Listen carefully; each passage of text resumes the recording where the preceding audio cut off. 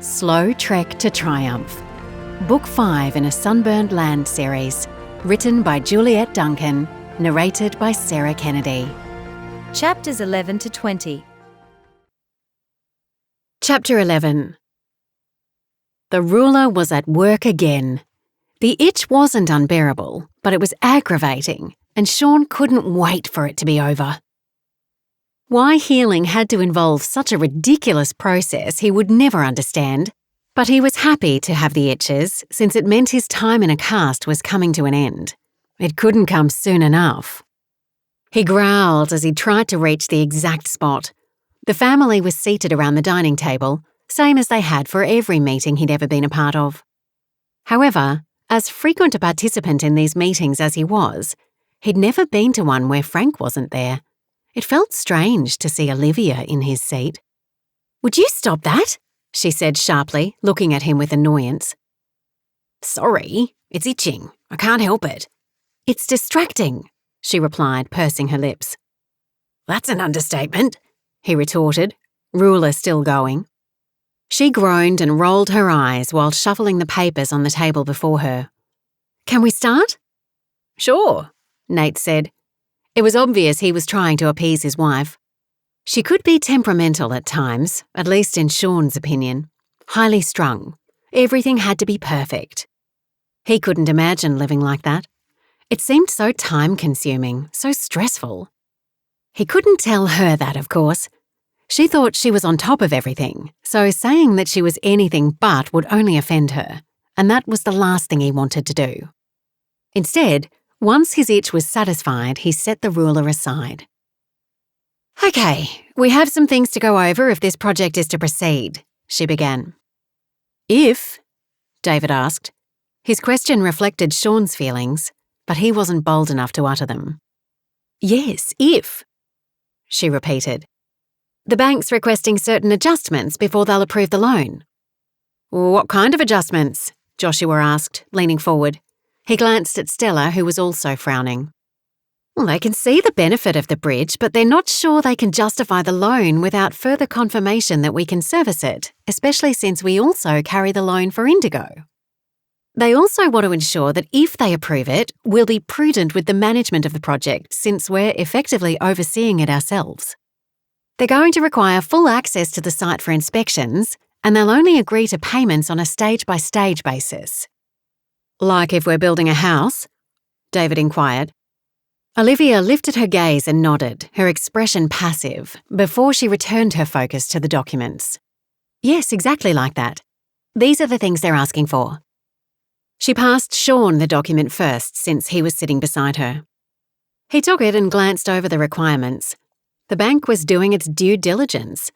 They required confirmation that the respective parties they were employing were legitimate since they were from outside the area.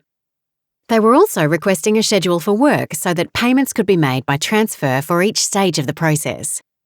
They were suggesting 5 site visits at various stages of the process to ensure the money was being spent as they said it would be. Nothing strange there. "We'll also need to do a schedule if you all plan to help with the construction because we have to look after our paying guests and do the drives." "We're booked right up to the rainy season," Olivia said, releasing a heavy sigh. Her gaze travelled around the table. "I honestly don't know how we can manage to build a bridge while catering to our guests at the same time, especially since we're short-handed. I'd rather put the bridge on hold until next year when Dad will be back." Silence filled the room as everyone's gazes settled on her. She held her hands up. "I take that as a no then," she said. "We voted on this, Liv." Joshua leaned forward. "We agreed that if the bank was prepared to lend us the money and we could get the right people on board, we'd proceed. We haven't hit a roadblock yet, so yes, it's a no, if that makes sense." "Okay, we'll keep going with it." She released a huge breath. "Providing some of the labour will save money, as long as we don't all burn out in the process." "We'll be fine, sis. It's not forever," Joshua said. "How are you going to run Indigo and still help out here?" she asked, narrowing her eyes. "That's a tall order." Stella tracked down Indigo's previous leading hand, Daku Henderson, and he's agreed to come back. Joshua folded his arms across his chest. He's amazing, and I have no issue leaving him in charge so I can help out here when the time comes. Stella spoke up. And a few of the men and women who worked on the station before want to come back now that they know we're up and running again. We didn't need to interview them because I've known them most of my life and know their work ethic. We still need more hands, though. We've got interviews lined up over the next few days. Sean hid his disappointment. He didn't know why, but he thought Joshua might have wanted him to work with him at Indigo. After all, they'd always worked well together. But he hadn't. All he'd done was invite him for a visit. Perhaps it was Stella, or perhaps Joshua simply didn't want him around. He had a new wife and a station of his own to manage.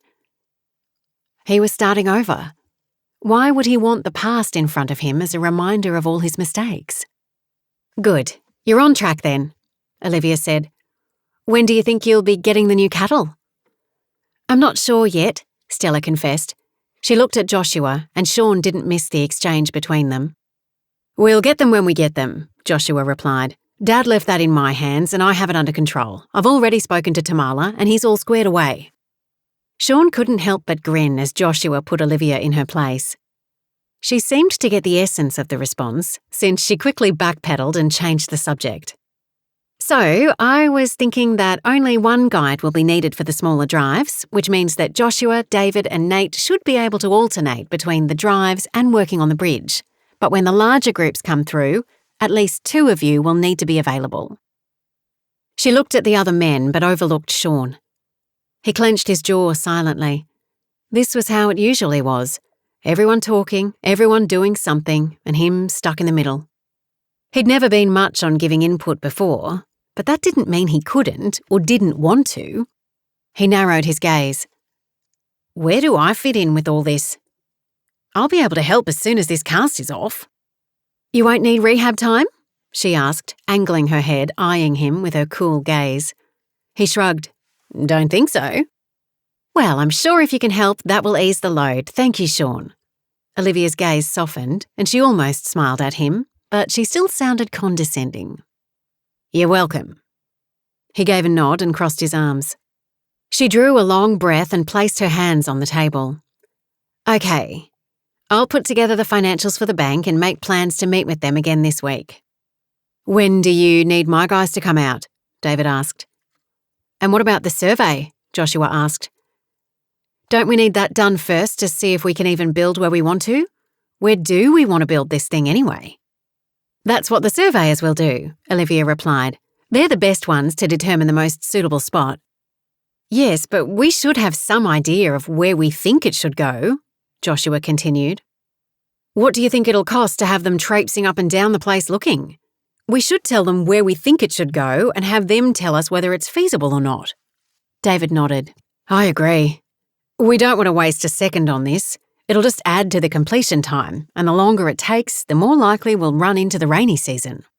If that happens, we won't get anywhere, and we'll be forced to wait months before we can resume construction. And there's no telling what damage could happen if the river floods.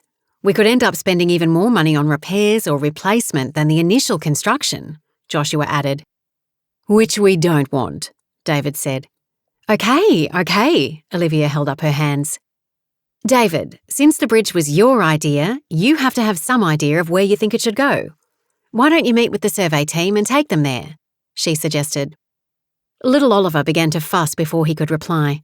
Serena stood and tried shushing him, bouncing him up and down in her arms. Adoration was evident in David's eyes as he looked at his wife and son. Sean felt an acute sense of sadness. He couldn't remember his father looking at him like that. He wasn't close to his father. Never had been. It was a strange thing, since he was an only child. His parents loved each other, but there was a separation between him and them. He'd started getting into trouble when his mother got diagnosed with MS, and his dad seemed more interested in helping her than him, or at least that's how he saw it. The last conversation he'd had with his father hadn't gone well. They hadn't spoken since, and that was over a year ago. Maybe he should call. Find out how Mum was doing, if nothing else. Last time he'd seen her, she was in a wheelchair. But no, his father wouldn't want to hear from him, even though his mum might. He pushed the thought aside and refocused on the conversation going on around him. So, it's agreed. You and Joshua will go out and identify a place today, Olivia stated, her gaze on David. Sean felt as if he'd missed an entire conversation. When had they decided that? We'll head out there right after the meeting, Joshua replied. He turned to Stella.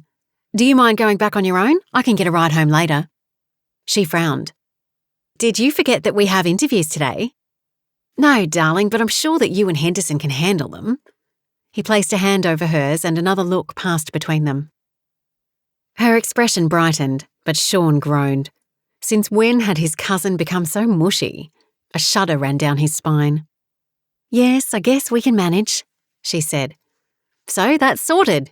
Olivia gathered her papers and pushed her chair back, making to stand. But Sean had a question and he put his hand up. Have we decided on a design for the bridge? Everyone looked at him. He gave his input. I think a truss bridge would be best.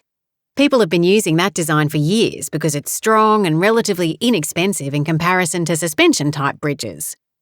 Sean, what are you talking about? Olivia laughed. What do you know about bridge designs?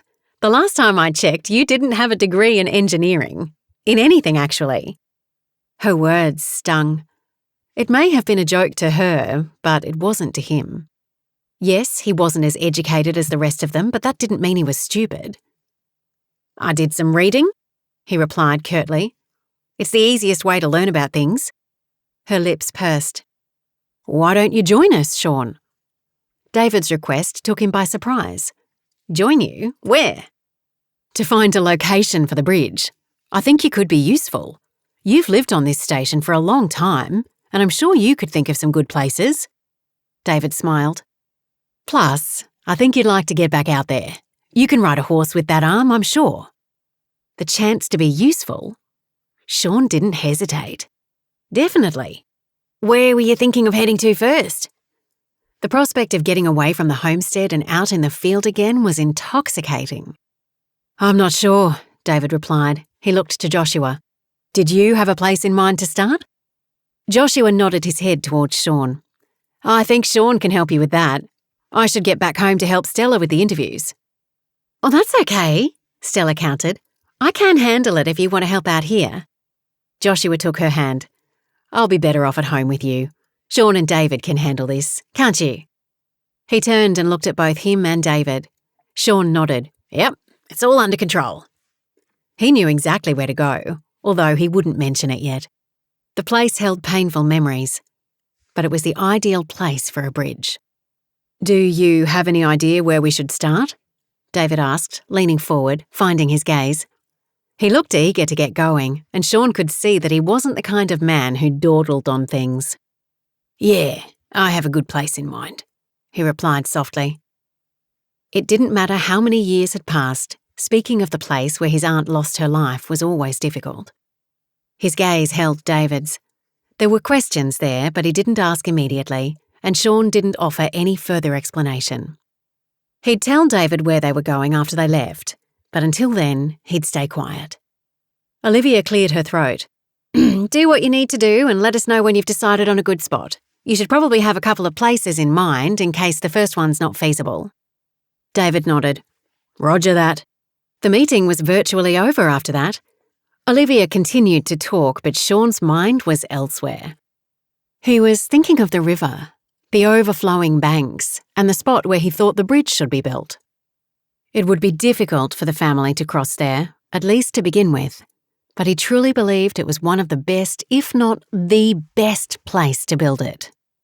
Once the meeting was ended, David proceeded out the door and Sean followed. Are you ready for this? David chuckled. For what? This isn't going to be an easy task, you know that, right? Sean wasn't sure how much David knew about the individual members of the family, but he was about to find out. I'll see you later, honey, Serena said as they stood at the top of the veranda stairs. She was still bouncing Oliver. I'll be back soon, David replied, kissing her lightly on the cheek before turning to Sean. Now, what were you saying? Olivia. Ah, Olivia, David said, smiling. What about her? You know she's going to want to oversee every aspect of this, don't you?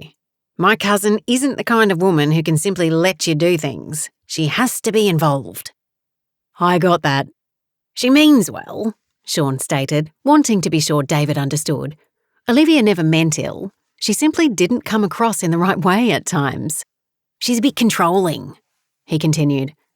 But it's only because she likes things done properly. I can understand that, David said as they walked towards his jeep. I hope so, or else it's going to be a very long couple of months for you. What about you? David questioned. He raised an eyebrow. Won't it affect you too? Not really, Sean replied nonchalantly. I came to understand my cousin a long time ago. At least I think I did. Take the good and try to ignore the annoying, he said with a laugh. David chuckled. Duly noted. Chapter 12.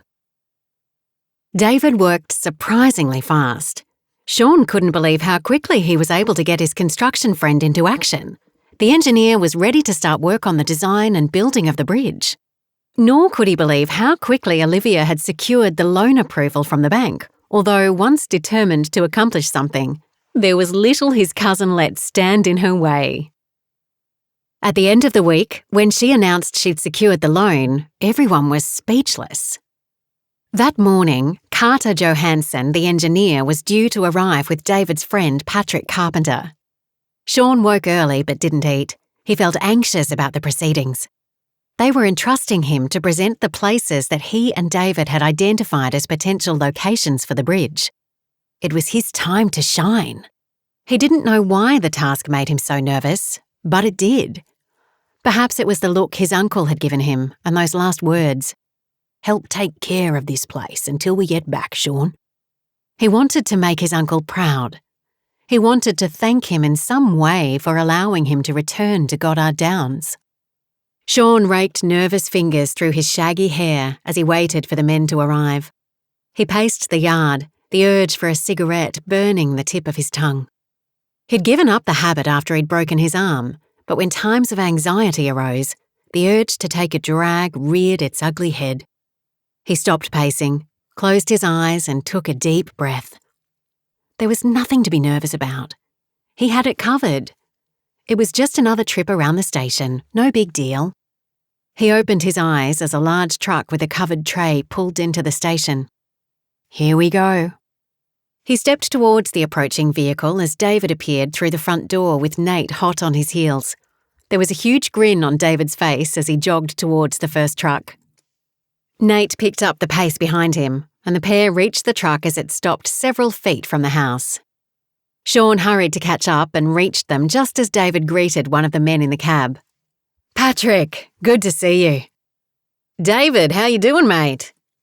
A well-toned blonde-haired man in a polo shirt and khaki shorts jumped from the truck's cab and came around the front. The two men hugged briefly, slapping each other on the back in camaraderie before stepping back. Glad you could make it out so quickly, David said. I gave you my word and I always keep my word, Patrick replied. He turned to the passenger door as another man, just as well-built but shorter and stockier, with dark hair and a short-sleeve button-down shirt, stepped out. David, this is Carter Johansson. Carter, this is David. David shook Carter's hand. Nice to meet you. This is Nate and Sean. Sean and Nate stepped beside them and extended their hands. Nice to meet you all, he said, shaking each of their hands. Patrick had a firm grip, and Sean noted that he met his eye when he took his hand. It reminded him of something his uncle had told him as a boy. An honest man will shake your hand firmly and look you in the eye. He wasn't in the habit of holding people's gazes, but he wasn't always an honest person either. He wondered if his uncle's words held any merit. He'd see soon, he supposed. Patrick chuckled once the introductions were over. I was telling Carter about that bar we went to in Melbourne a while back. Oh, what was the name of it? The Peckrod, David answered with a chuckle. That's it. I told you they named it after some fictional something or other, Patrick continued, looking at Carter. It's from Moby Dick. It's the name of the boat they sailed on, Nate added. Sean looked at him in surprise. How could any of them remember such a silly name? As the men continued discussing the bar and the book, he'd wished he'd at least visited the joint so he could join in the conversation. He'd visited plenty of other bars in his time, but not that one. "It was quite the place. You should check it out when you're next in Melbourne," David said to Carter. Patrick and Carter walked with David and Nate as they headed towards the house to meet Olivia before they headed out. Sean lingered behind. His confidence was waning, and it unsettled him. He'd never experienced feelings like this before, and it was alarming. It was as if every inadequacy he'd ever suppressed was leaking through the cracks and beginning to surface. He couldn't let them. There was no telling what might happen if he did, and he wasn't about to find out. After Olivia met Carter and Patrick and quizzed them not so subtly about their qualifications, David told the others to follow him in his Jeep. Soon, they were heading across the station to the furthest spot that he and David had identified as a potential suitable location for the bridge. Sean sat in the back seat of the Jeep while David drove. Nate sat in the passenger seat beside him. "They seem like nice guys," he commented, turning to David. "Yeah, Patrick's a good guy. He's very grounded, and he's been a great help with me in my walk." Nate nodded. "Ah, I see. How is that going?" "I'd say pretty well. I'm not where I'd like to be, but I take each day as it comes, knowing that I'm in the process. It's always hardest in the beginning, trying to shake off the old and become new, but it's worth it. You have to give yourself a little grace. You'll get there." Nate smiled. Sean frowned. Walk? What walk? What were they talking about? He peered at them from his seat, feeling like a child, and they the parents, involved in a conversation that was beyond him. He took a deep breath and looked out the window. A wallaby was nibbling on some sprouting vegetation and looked up as they passed. A few birds were flying overhead, and the sky was a pale blue instead of the richer blue he was used to at that time of year. He tried to find anything to distract him, but despite his best efforts, Sean couldn't help but listen as Nate spoke again. "I remember when I first became a part of this family. I'd never been around people who talked about God or prayed as much as they did. I was raised in a semi-religious family, but the only time we went to church or spoke of God was Easter and Christmas." "Sounds familiar," David chuckled. Nate nodded knowingly. "How about Serena?" David smiled at the mention of his wife's name. "She's amazing. She's such a different person now. Ever since she decided to give things over to God, she's been a lot less stressed, way more peaceful, and less focused on her fears. I haven't had a chance to say it, but I think what she's doing is great, encouraging children to believe in themselves and strive to reach their goals. It's making a huge difference in their lives. And did you see what it did for Janella?" David nodded. "I did. She came alive again after she met that boy, Jonah." Sean remained silent while listening. Everything was clear now. The walk they were talking about, the changes, was all about their belief in God. He huffed silently and leaned his head back, closing his eyes. Still, he listened. David talked about himself and Serena, the way their relationship changed, and how they'd almost lost the chance to be together because of her fears over her injuries. How God changed that, changed her, and brought them together as he worked on them both. Now, they were going to church when they could, they prayed and read the Bible, and they trusted God to keep the promises he'd made. Sean wondered what promises those could be. It all sounded good, great even, but he had his doubts. He knew about God, of course, but God had never done anything for him. He very much doubted that God cared one way or another about him. All that faith stuff was good for them, but he'd rather stick to his way and figure life out for himself. It had kept him so far, even if he had messed things up. They arrived at the first location half an hour later. Again, Sean felt like the fifth wheel. The four other men seemed to fall into easy conversation, while all he could do was give information about the terrain, the drives, and what happened during the rainy season. Nate gave input here and there, but since he spent most of his time at the homestead and not in the fields, he wasn't much help, and David hadn't been there long enough to know much. Primarily, it was Sean who had to advise Carter. But in between the conversation about dirt and rain, the four men talked about books, university, and God, things Sean knew little about. At location after location, Carter's team repeated their routine of measuring and taking samples.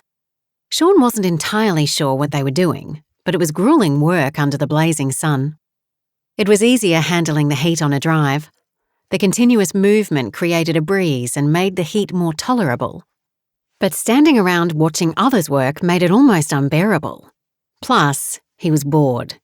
He'd rather be doing anything than standing around doing nothing. Finally, they arrived at the area of the river where his aunt lost her life. "Tell me about this spot," Carter said as he began pacing the ground. He dug his boot into the dirt near the bank and made some notes on his pad. "This place can be dangerous," Sean started. "The water rises fast, and when it does, the whole area floods. People have lost their lives here." Carter's brows lifted. "I'm sorry to hear that. Family of yours?" "My aunt," Sean said solemnly. "My condolences," Carter said. "She was a hero," Nate added. "She saved her 2 grandchildren from drowning before losing her own life." His gaze locked onto the place where Aunt Esther had gone into the water. They all knew the spot. How many times had Sean come there with Joshua over the years? How many times had they lamented his aunt's loss? "She was a hero," Sean agreed softly. Nate met his gaze, but neither said any more. David was silent, but Sean sensed that he felt what they did. Loss was something everyone could understand. The longer Sean watched them working, the more he thought this was the right place for the bridge. He didn't know why, but he knew this would be the place. Carter and the others could do their tests and whatever reports they needed to, but something inside him said this was it. "All right, I think I've got everything I need," Carter stated after more than half an hour of surveying and talking to his team. "So, what's the verdict?" Sean asked. "I've got to get back home and do my analysis. I should have a report and a bridge design ready for you within a week, maybe less. Does that work for you?" The question was directed to David, who looked at Sean and then Nate as if wanting confirmation. Finally, he spoke. "That'll work fine, but can you email it? We only get regular mail once a week out here, and we'd like it as soon as possible so we can start construction.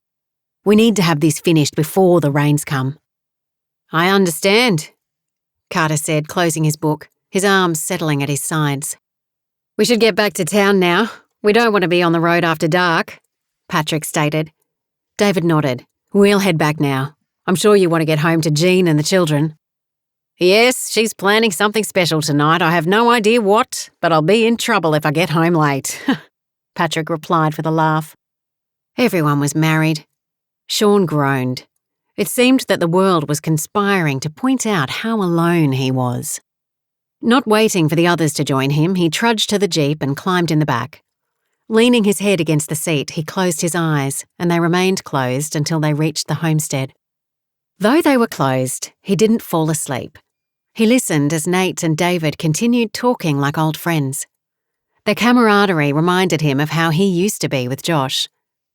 How he missed that. He missed his cousin. Not the scrapes they got into so much, but hanging around together the way they used to. He understood why things couldn't be that way, but it didn't make it any easier. He'd fooled himself into thinking they'd always be together. Partners in crime. He'd never considered life without Joshua by his side. Even when Josh wasn't always interested in what he was planning, he was always there to keep him out of trouble. Now, he had to keep himself out of trouble, and so far, he'd done a pretty good job of it. At least he thought he had. When they arrived at the homestead, Sean jumped out of the jeep before David and Nate climbed out. Carter and Patrick stopped their truck but didn't get out. Patrick leaned across the passenger side and spoke out the window to David. "Take care, mate. We'll be in touch soon. We'll get the final survey to you in the next day or so, and the plans will follow," Carter added. "We'll try not to keep you waiting." "Thanks. Do what you have to. No matter what, I'm sure we'll get this done," David assured. The two men gave their final goodbyes before Carter put the truck into gear and they headed down the track, dust billowing behind them. Turning to Sean, David placed his hand on his shoulder. "Good work today, mate. We wouldn't have achieved so much if you hadn't come along."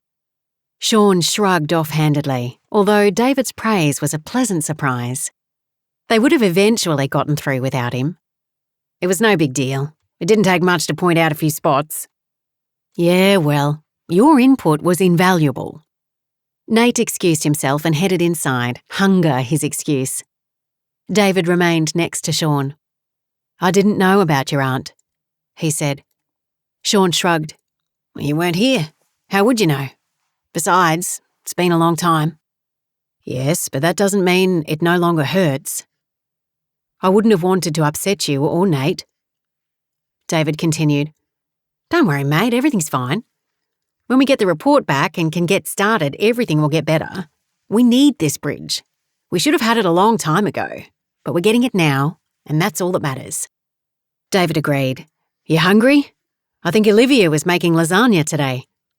"Not really," Sean answered. "I'll eat later. I'm kind of tired." "All right. Catch you later." "Later." Sean lifted his hand in a wave and watched as David disappeared into the house. How good it must be to be him or Nate, having someone waiting for you at the end of the day, someone to share a meal with and ask about your day. Maybe one day he'd find someone.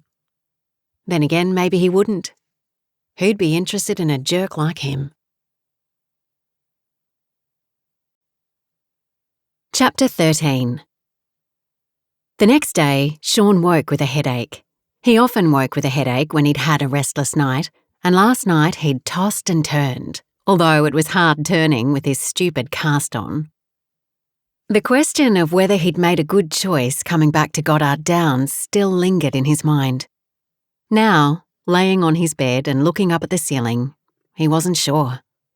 Goddard Downs had been home for so long, but now it felt odd, as if something was missing with Joshua gone. No one else seemed to feel it. Everyone was going on as if everything was normal, but it wasn't for him. Nothing was normal. Swinging his legs onto the floor, he walked to the bathroom to take a shower. He'd mastered the art of bathing with one hand weeks ago, and now it came effortlessly.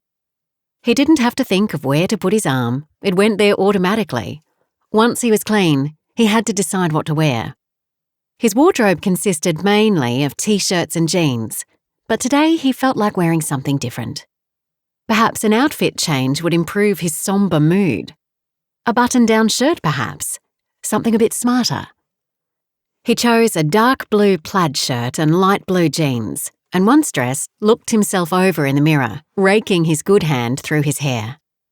He needed to get it cut, but there was something about the long layers that appealed to him. No one was around when he reached the kitchen. A remnant of breakfast sat in pots on the stove, and the aroma of Anzac biscuits wafted from a cooling rack. Sasha must have been up early baking before her lessons began. He fixed a plate of scrambled eggs, sausages and toast and poured a large glass of orange juice and a small cup of coffee. After the night he'd had, he needed a pick-me-up. He sat alone as he ate, staring out the window. An old bicycle leaned against the side of the shed that he hadn't noticed before. It looked too small to be a man's bike, but it might be fit for Caleb. He wondered who it belonged to. He'd never seen anyone riding a bike, but then up until recently he'd always avoided the homestead, preferring to bunk in with the hands or take a swag and a horse and sleep under the stars. Finishing his breakfast, he washed the dishes and headed for the yard to inspect the bike and see what else he might have missed in his efforts to avoid the main house and the family. "Cousin Sean," Sasha said as he poked his head in the living room to see if anyone was there on his way out. "Hey, Sash. What are you doing in here?" "Just working on some recipes. I want to surprise Mum when she gets back." She held up a notebook. He stepped into the room to take a look. It seemed that his little cousin was turning into her very own Sarah Lee. He was proud of her. At such a young age, she'd already found her place on the station. He was still struggling to figure his out. "Looks good, Sash. I hope I get to be the taste tester." She smiled brightly. "Of course. I was thinking of making this chocolate gâteau tomorrow, along with a berry compote." "The more you talk, the hungrier I'm getting," he said with a chuckle. "I like baking. I get to spend more time with Mum when I do, and I like the way people look when they eat what I make." Sean had heard something similar from Janella. Sasha was very much her daughter in all the best ways. "Don't quit. You can make whatever you want and we'll devour it, but I'm sure your mother has told you that before." Sasha chuckled. "Yes, she has," she replied, before her expression grew sombre. "You're missing her?" he asked. She nodded. "I know it's silly since she'll be home in a few days and she's only been gone a few more, but I do. I miss Mum when she's not here. She's my best friend." Having a parent as a best friend? It was a strange concept, but not completely odd since on the station there were few people for Sasha to associate with, especially with Caleb gone. It was a strange time for her. She was nearly 13, and it was time she met new people. Spread her wings a little. Living on the station might be great in many ways, but it was isolating, and she had no friends that he knew of. Just her mum. "You'll see her soon," he assured, smiling at her. She continued to write in her notebook with a contented grin on her face. She was so happy to simply plan a recipe and execute it. He couldn't help but feel a tiny bit of envy. He was more than twice her age and had yet to find contentment in anything. "What time is it?" she asked suddenly, a concerned frown on her face. "Just after 9. "Oh no! Class!" She jumped to her feet, book in hand, and ran for the door. The School of the Air, although it was online, was as punctual as any formal school. Tardiness didn't go down well. Often, when they were younger, his cousins would have to end their talks to attend class. At that time, it seemed like such a fun thing to do, when he was forced to sit in a classroom with teachers he hated and who seemed to hate him. Caleb, Sasha, and everyone else at Goddard Downs had a different upbringing. Sometimes, and it was only sometimes, he wondered what it would have been like if he'd been born his uncle's son.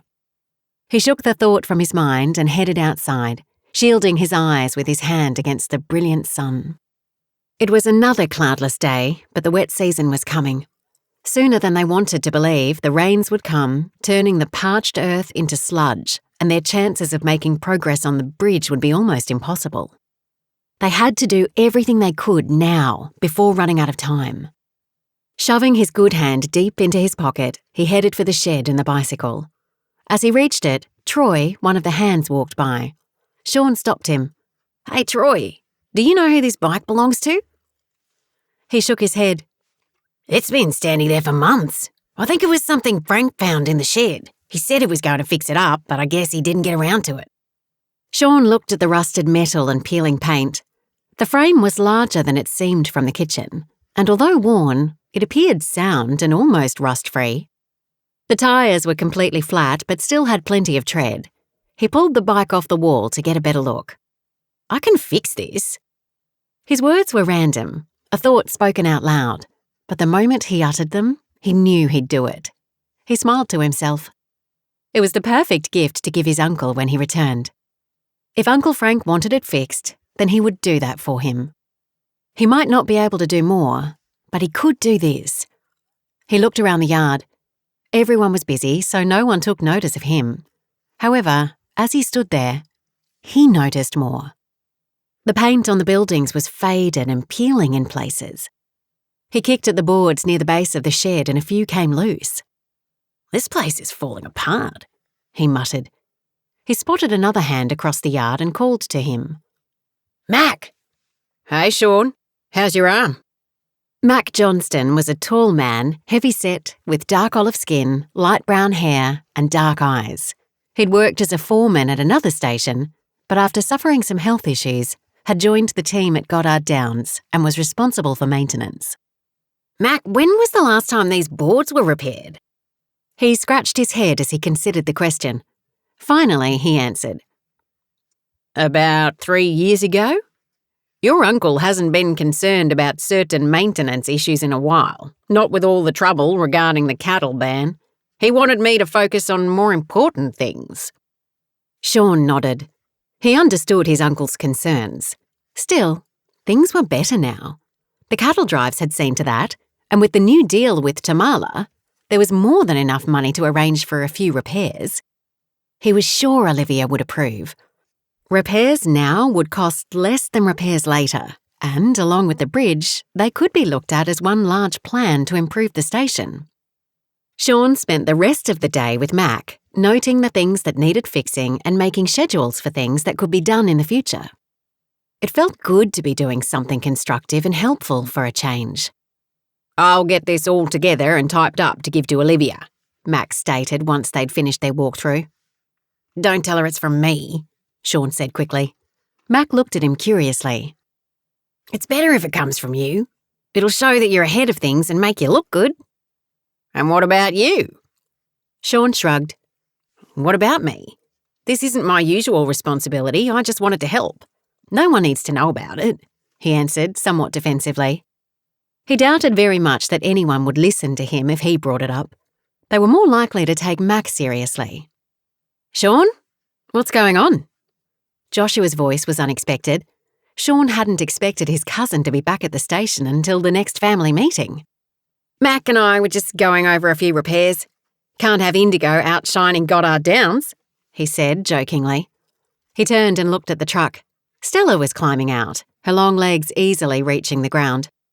They usually travelled together, so that came as no surprise. What was surprising, however, was the person who emerged from the back seat. Sean didn't realise his jaw had dropped until Joshua pointed it out. "Pick up your lip, Sean. It's just Elizabeth. She's staying at Indigo with us for a week or so to help Stella get the place more hospitable."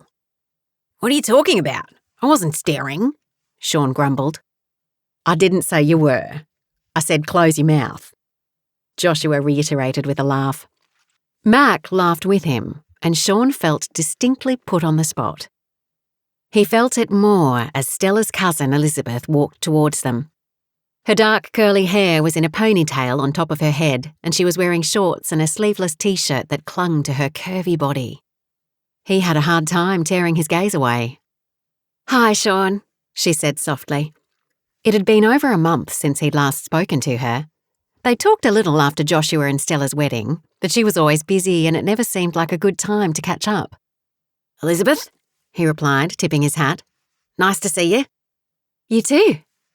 She gave a friendly smile and the corners of his mouth tugged upwards. Ever since the wedding, Elizabeth had regularly been in his thoughts. She grabbed him by his good arm. "Come on, Sean, let's catch up before you and Joshua hog each other's time." She led him away before he could respond. Not that he wanted to. He liked her. At first, he thought she was a bit forward, but the more he got to know her, the better his opinion of her became. Once they were away from the others, she folded her arms and began talking. "So, how have you been?" "Good," Sean answered hollowly. She laughed. "Don't kid me. I know you haven't been, so why bother telling me otherwise?" "I didn't." "You just did." "Are you going to lie and say that you weren't lying?" she challenged. He liked her feistiness. She always spoke her mind and the truth, no matter what others thought. Yet it was never in a way that was overbearing or intrusive, at least not to him. She just stated facts and exposed the obvious. He wished he wasn't so obvious. "How are things around here?" "As you might expect," he answered, expelling a deep breath. "Still feeling out of sorts? I know you were concerned that things might be weird with Joshua gone." "Yep. Things are exactly as I thought they'd be. Worse now that Uncle Frank's travelling." "Yes, Stella told me that he and Maggie are on a 3-month road trip. Sounds exciting," Elizabeth said with a grin. "I'm sure they're having an amazing time. There's so much to see out there. I hope one day I can take a trip like that." Sean considered the statement and the speaker. "You'd do something like that?" He blinked. Somehow, he'd imagined she'd prefer 5-star hotels and restaurant meals to camping out and one-pan meals cooked on an open fire. "Yes, why not? It'd be fun to spend so much time with the person you love. On the road, with no one else, just you and that special person spending all that time with each other. Seeing amazing sights, having experiences of a lifetime. What's not to like?" Shrugging, he groaned inwardly, feeling deflated. She must have met someone else. "Oh, whatever. All this couple stuff isn't for me." She glanced at him but said nothing. "It's not that I don't approve," he added. "I'm just tired." "Of what?" "Of being that guy." He expelled another long breath. He didn't know what it was about Elizabeth, but he felt as if he could talk to her. She was the only person other than Joshua he felt he could share stuff with who might understand. "The guy who's on the outside looking in, envying everyone," she replied, snatching the words from his mouth as if she were reading his thoughts. "Yes," he said with some relief. It was good to admit his feelings instead of trying to hide them. "Also, no one listens to me here. I feel useless." She thwacked him on his good arm. "Ouch, what was that for?" he asked, holding his arm. "That's to get you to stop being such a baby and grow up," she said dryly. "You're whining. Whining never solved anything. If you want things to change, then you need to do something about it." "Like what, Miss Know-it-all?" She laughed. "Ha! I don't know everything, but I come close," she teased, her eyes twinkling. He couldn't disagree. Well, if you want to be heard, then you have to open your mouth. I know you. You're not the kind of guy who'll say what needs to be said when your feelings are on the line. You have plenty to say when you don't care about the outcome, but when you do, it's not so easy." How did she know this? He doubted many understood that about him, and yet she did. "Why do you say that?" he asked. "You ran away so you wouldn't have to deal with Joshua and Stella getting married. You ran away from home to get away from your parents. When it comes to what you're truly feeling, being vulnerable, you aren't the kind who stands and fights. That's why you don't have what you want. You've gone after what comes easy. But the best things in life have a cost attached. Don't let anyone fool you. Even salvation isn't free." He blinked rapidly. How had they gotten there? "Salvation?" "Yes," she answered. "People like to say that salvation is free, but it's not. It costs big time. It cost Jesus his life."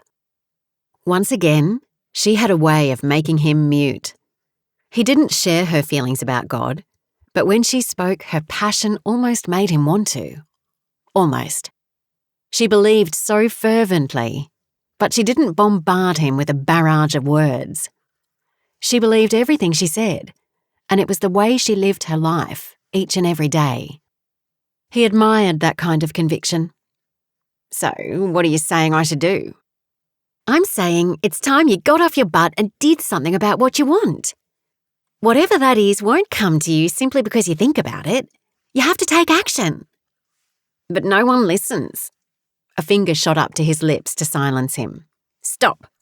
That's your first problem. Unconscious use of language." He looked at her beyond the finger at his lips. "What?" "If you keep speaking ill, that's what you'll get. The power of life and death is in the tongue. What we speak can destroy or give life to what we want." "They're only words," he challenged, raising a hand to gently remove her finger from his lips. Once her finger was gone, a tingle remained. "No, words have power. Tell a child terrible things about themselves, and they'll most likely become what you say. Encourage and love them, and they'll blossom and become the kind of people you'll be proud of." He scoffed. "Well, that explains a lot." And it did. His dad had always told him he'd never amount to anything, and he hadn't.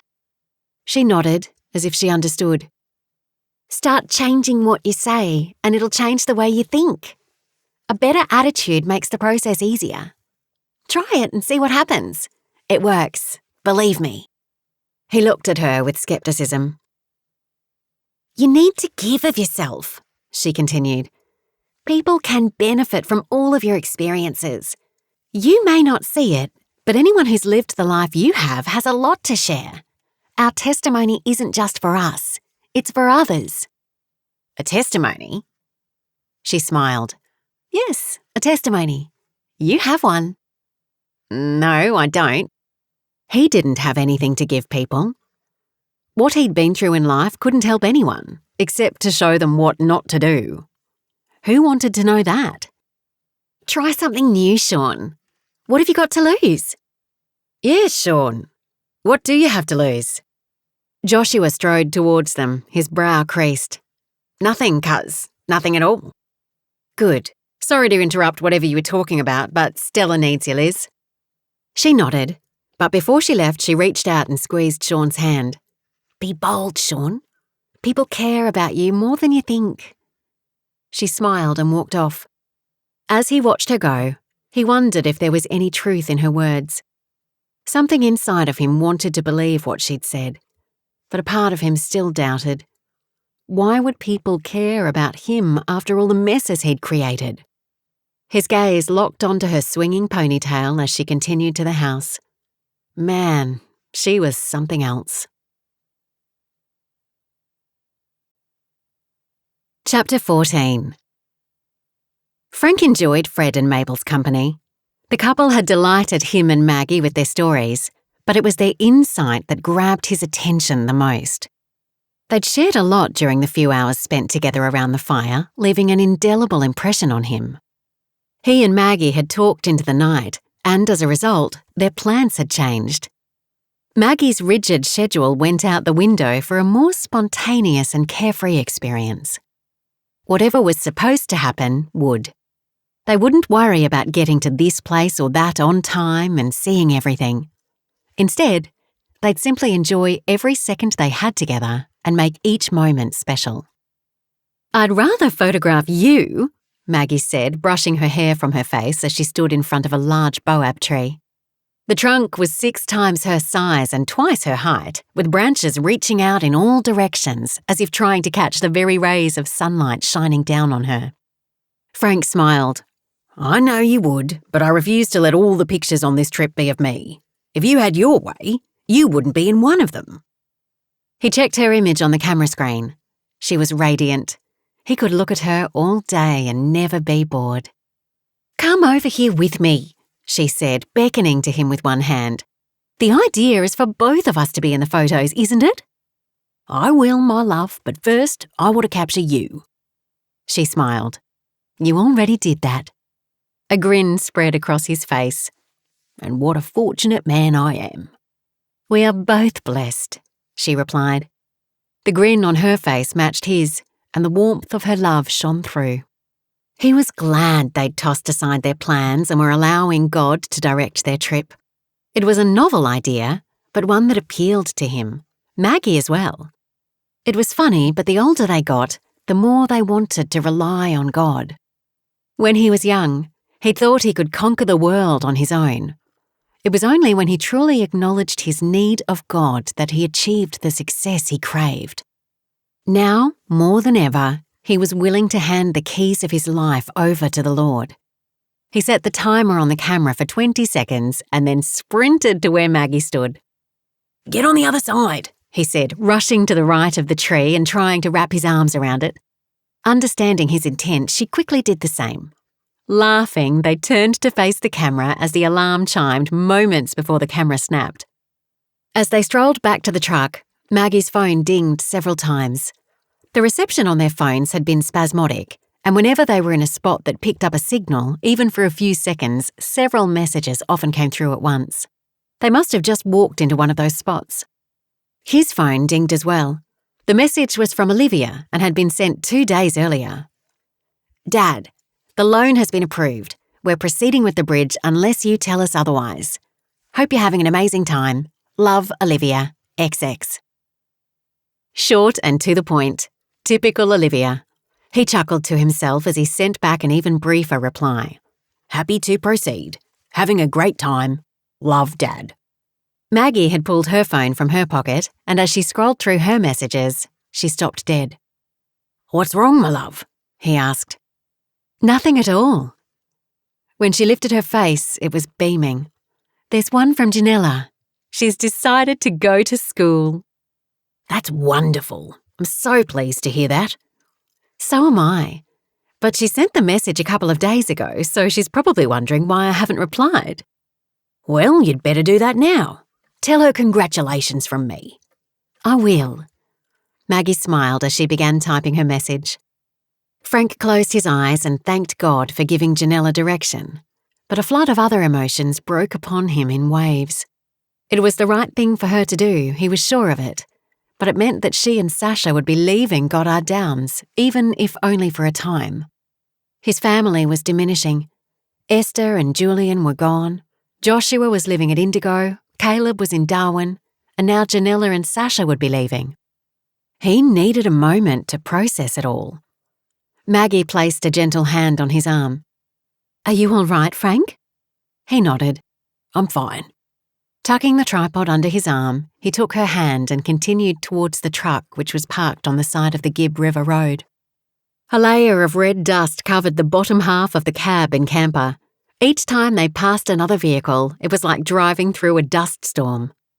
They climbed into the cab. He put the key into the ignition but didn't turn it. He sat with his arms resting on the steering wheel, staring at the road stretching into the distance. His heart was heavy. Although he was happy for Janella, he already felt a sense of loss. But why? The course was only 2 years, but something inside him warned that she might never return. "Frank?" Maggie said gently, placing a hand on his shoulder. Lifting his gaze, he placed his hand over hers and rubbed it gently. "I'm sorry, my love. It just feels as if everyone's leaving. It's for the best, of course, and I know Janella will thrive in Darwin. Both she and Sasha will. And it'll be good for Caleb to have his mother close." Maggie smiled. "It's okay to miss them. And besides, they haven't left yet." "Yes, but they'll be gone by the time we get back." "We can always go and visit them. I wouldn't mind another trip to Darwin," she said, smiling. "You're right, as always, my love." He lifted her hand to his lips and kissed it gently. "But Goddard Downs won't be the same without her and Sasha." "Nothing ever stays the same, Frank. You know that." He nodded. "I do. As much as I'd like things to stay as they are, life isn't like that. I'm simply being selfish wanting her to stay. On a positive note, this is the first time I've seen her do something for herself. And it's time she did.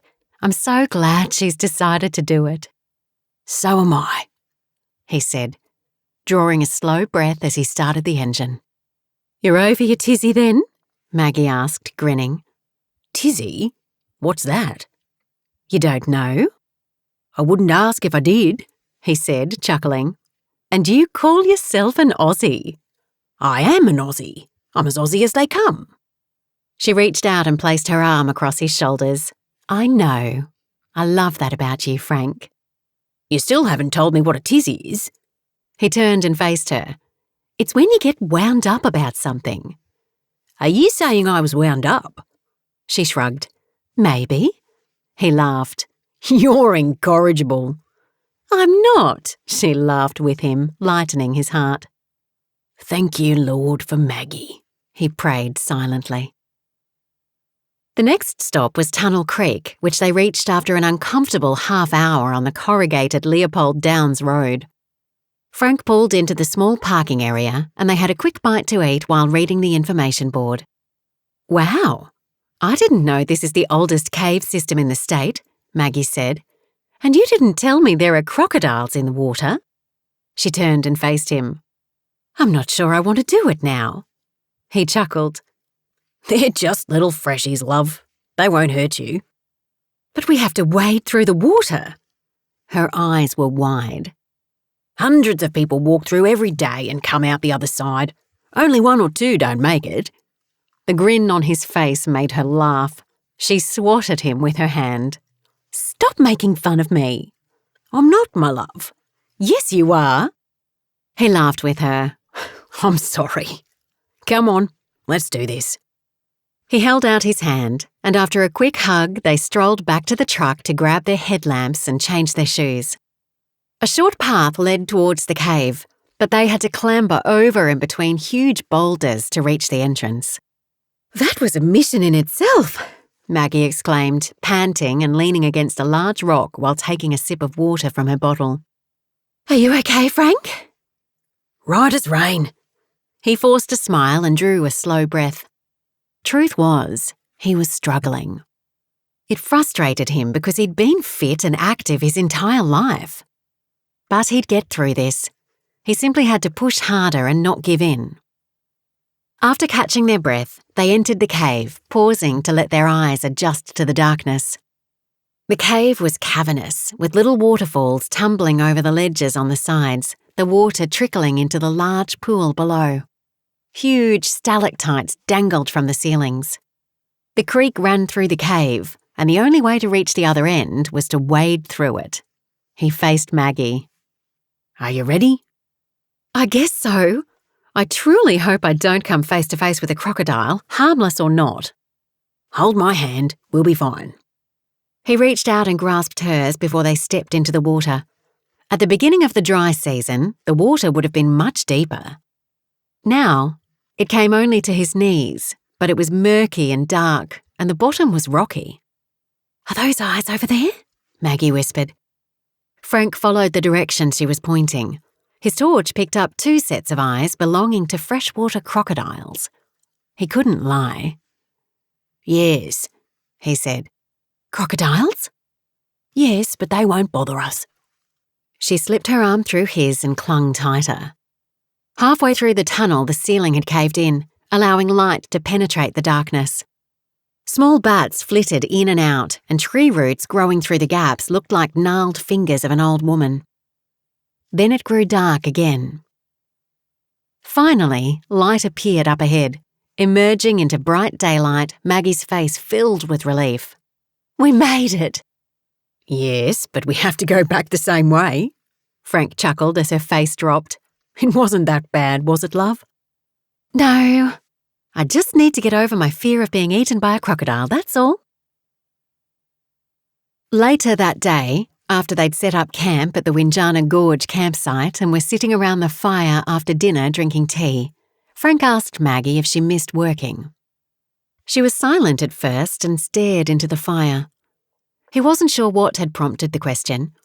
Now they were spending all day, every day together. There was more time to discuss things they hadn't had time for before. Plus, he'd never asked her that question directly. She lifted her gaze from the fire and faced him. "No, I loved working, and if it hadn't been for my job, I would never have come to the Kimberley on assignment, and I would never have met you. But there's a time and season for all things. That season of my life is over. I enjoy being able to help Serena with Oliver. I wouldn't have been able to do that if I was still working. If you want to go freelance and write the odd article here and there, I'll support you." She nodded and smiled. "I appreciate that. I'll write a journal of our trip, but it will only be for us. I don't feel the need to work, per se, unless I get a nudge from God, of course." "Well, who knows what he's going to lead us into?" "He does, Frank." Maggie's eyes twinkled, and the little dimple on her cheek appeared. He chuckled. "Yes, of course he does. I wonder when he's going to give us the heads up." "In his time, and not before." "Right as usual, my love." He reached out and squeezed her hand. Chapter 15. Returning to Goddard Downs without Frank and Maggie there to greet her felt strange. Janella had driven the whole way from Darwin, stopping only to drop Jonah off at his home in Kununurra, and had arrived back at Goddard Downs late in the afternoon. They'd left early, just as dawn was breaking, to ensure she'd reach home before dark, and now here she was, pulling up in front of the homestead. Having already told Caleb she'd been moving to Darwin to study, she now had to break the news to everyone else, especially Sasha. She drew a deep breath and sent up a prayer as she got out of the Jeep. She wasn't sure what Sasha's response would be. The only place her daughter had ever lived was here, on the cattle station, and she was such a homebody. But she needed to spread her wings, broaden her horizons, make friends with girls her own age. Was she simply trying to convince herself she'd made the right decision? Perhaps. And yet, underneath the anxiety she felt over packing up and leaving Goddard Downs and moving to the city, excitement and anticipation were bubbling. God had opened this door for her, and although it was scary and even a little overwhelming, this was the path God was leading her down, and He'd be with her as she spread her own wings, broadened her own horizons, and made new friends. She'd already made 2. Just yesterday, she'd met up with Kathy and Bill, the pair she'd met while taking the tour of the school for coffee down at the jetty. It had been a balmy afternoon, but as she sat there gazing out at the azure blue of the harbour, enjoying the sea breeze, she thought she could take more of that. It was vastly different to Goddard Downs, where everything was familiar and safe, but the excitement that came with new beginnings welled within her. She didn't know what lay ahead, but God did. "For I know the plans I have for you," declares the Lord, "plans to prosper you and not to harm you, plans to give you hope and a future." Hope and a future. When Julian died, she thought her future had died with him, but now she was convinced God had something waiting for her. If only Sasha would be on board with all the changes. "Mum!" Her daughter ran down the stairs and threw her arms around her, almost knocking her over. "I've missed you so much."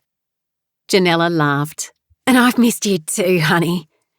She kissed the top of her daughter's hair. "How is Darwin?" Sasha asked brightly as they walked up the stairs together, arm in arm. "Good. Caleb's doing well. And how have you been?" Sasha shrugged. "Oh, you know, I've just been baking and doing schoolwork. Aunt Liv's been making sure of that," she chuckled. "I'm sure she has." Janella sniffed the air. "Is that a roast I can smell?" "Yes, we thought you'd like one for dinner." Janella smiled. "You thought right." The roast smelled wonderful, and all of a sudden her stomach rumbled. But before dinner, she had a task to do. "Come and help me unpack before dinner."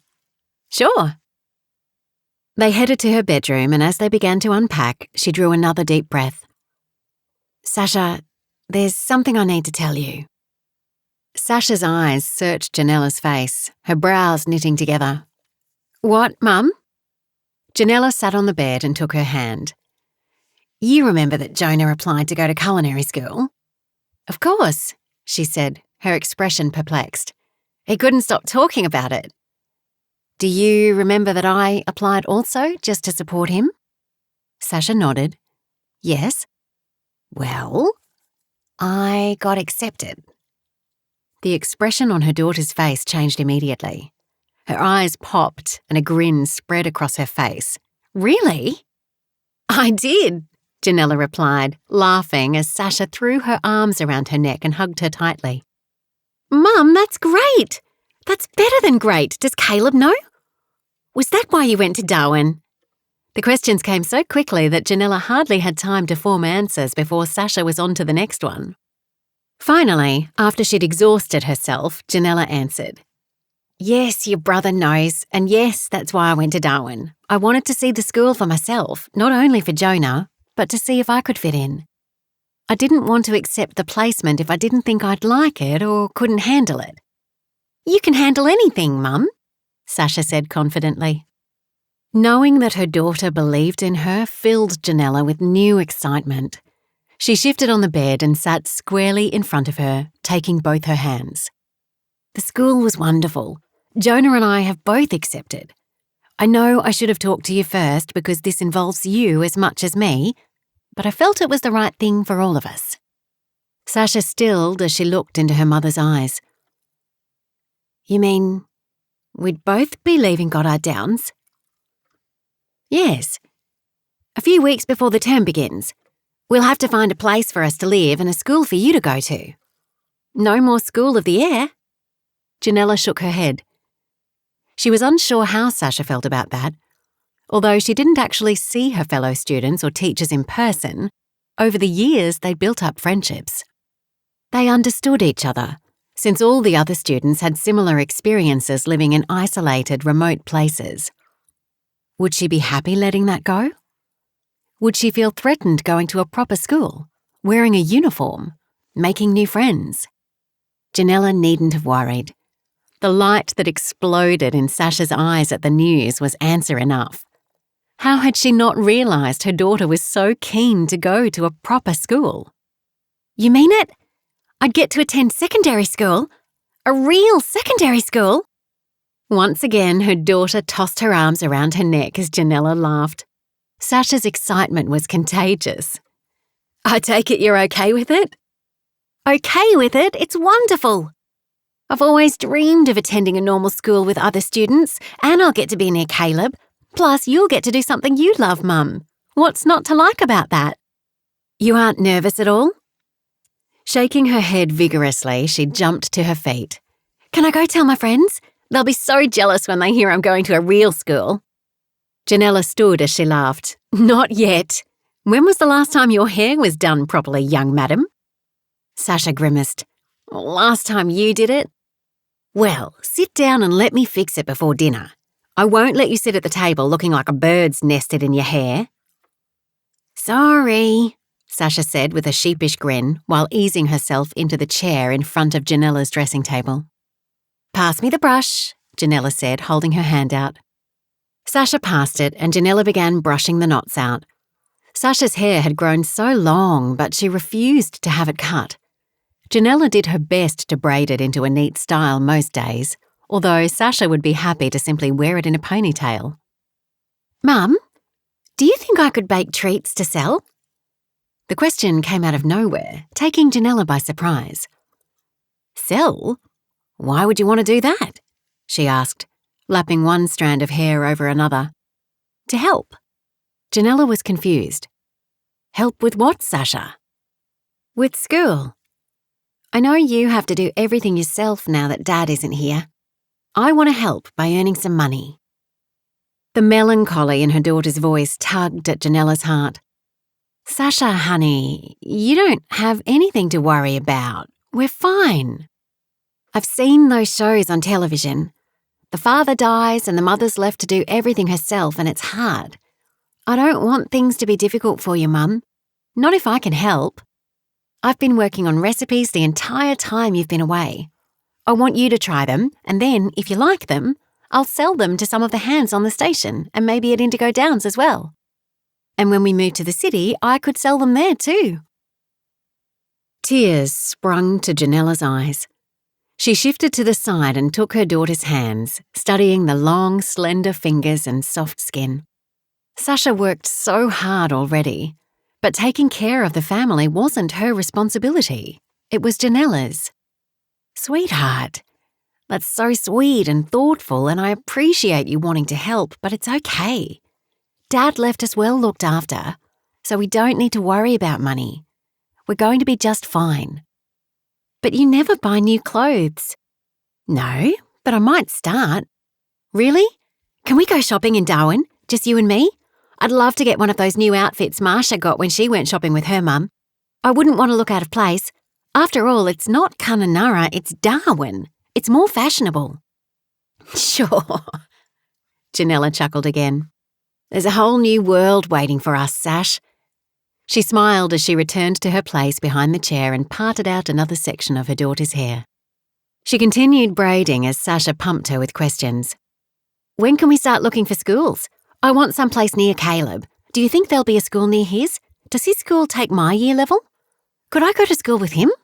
That would be great. I've always wanted to go to a secondary school and have my big brother look after me. It'll be just like on a sitcom. Janella suppressed a chuckle. Do you think this is Neighbours or McLeod's Daughters? Sasha looked over her shoulder and grinned. Something like that. Janella shook her head and laughed. I'm so relieved that you're excited about this move, honey. I was worried you wouldn't want to go.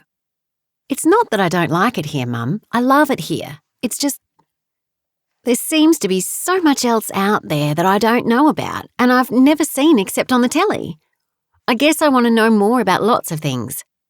All of a sudden, she turned her head and looked up, her face stricken. What about Grandpa? Does he know about us moving? He does. Are you worried about him?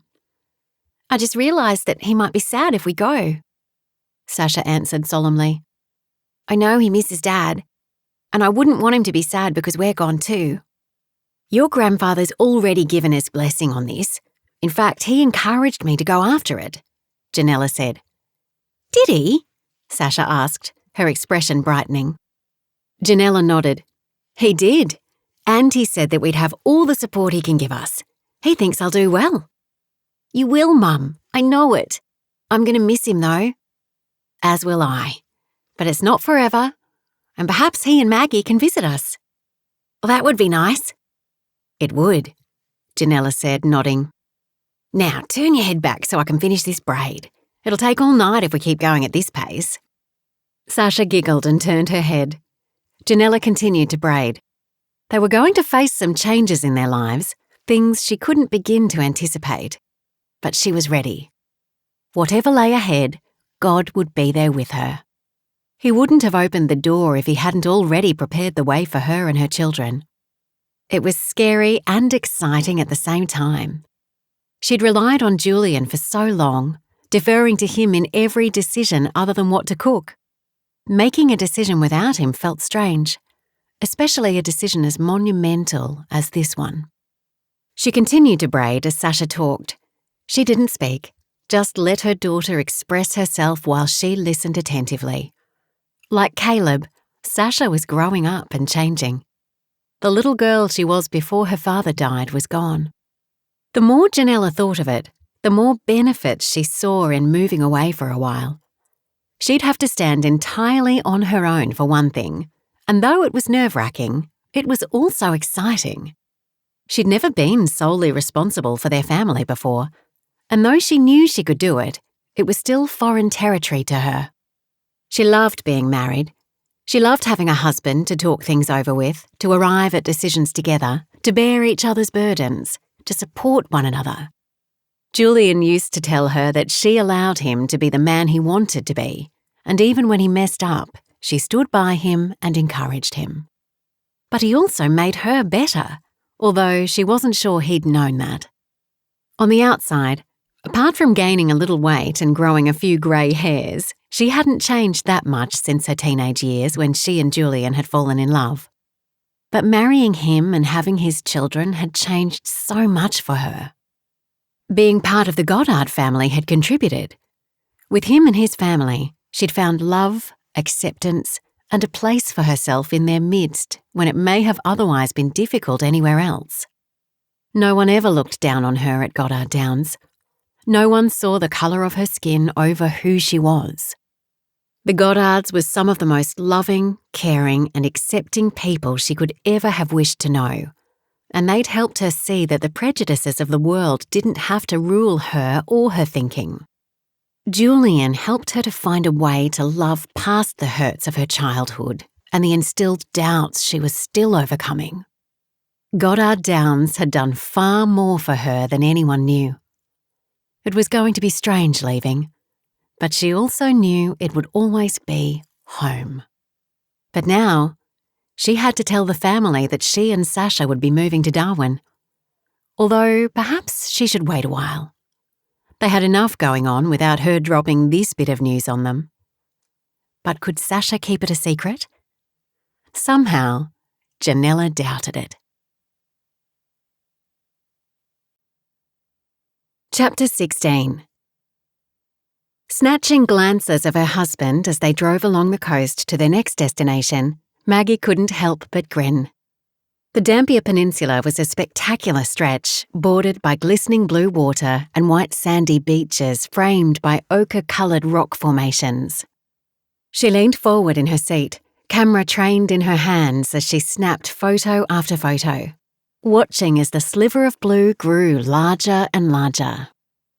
The vegetation became more vibrant, and the dusty road gave way to orange headlands jutting out from the coast like fingers grabbing at the water. The earth beneath them changed too, becoming paler in colour with patches of yellow, until finally it was all sand and the sea lay before them like a canvas. "Is that a crocodile?" She gripped the door handle as a dark figure slid into the water. Frank peered over the steering wheel in the direction she was looking. "Well, it might be. The lady at the store told me that some saltwater crocs live in the waters near here and to watch out for them if we decide to stop." Maggie nodded. She would have loved to get a close-up photo of a crocodile, but it was too far away. She was tempted to ask Frank to veer off the path so she could get a closer look, but she wanted to get to Cape Leveque more than snap a photo of a croc. Instead, she leaned her head against the door as the wind blew against her face. It was warm and gentle, like a caress. "What are you thinking?" Frank asked. Maggie smiled broadly. I'm not. I'm feeling. He chuckled. I don't think I've heard that before. That's because I've never said it before. I've never felt it, she replied, turning to her husband. I've been feeling... I don't know how to describe it, but it's like I'm feeling everything. I think I'm finally understanding what true joy is. I know what you mean, he replied. Since we left home, everything seems more vivid and real than before. Exactly. But it's strange. Nothing's changed, but it feels as if so much has. Or am I just being silly? She laughed. He shook his head gently. You're not. Since we left home, I've been feeling it too. The longer we're away, and the more we see, the more at peace I'm feeling. Maggie smiled. Whatever the Lord was doing in their hearts, he was doing it in them both. From the moment she married Frank, she knew her life would change, and with each passing month and year, it was only growing better. She couldn't imagine there could be more than this, but she could feel it. Oh, Lord, what are your plans for us? I know they are only for our good, but what are they? What do you have in store for Frank and me? I feel as if I want to cry now, and I don't know why. Not tears of sadness, but joy. So much joy. Father, I've never felt like this, as if I'm walking into a new season. But what season could I be walking into? I just feel as if there's something so great and wonderful on the horizon, and I'm filled beyond measure by the hope of it. Oh Lord, how wonderful you are. How great. I wish I had words to give you the thanks you deserve. I wish I could convey the love I feel from you at this moment, travelling with my husband and seeing the glory of your creation. Words are not enough to describe. Thanks are not enough to give, but I give you thanks all the same.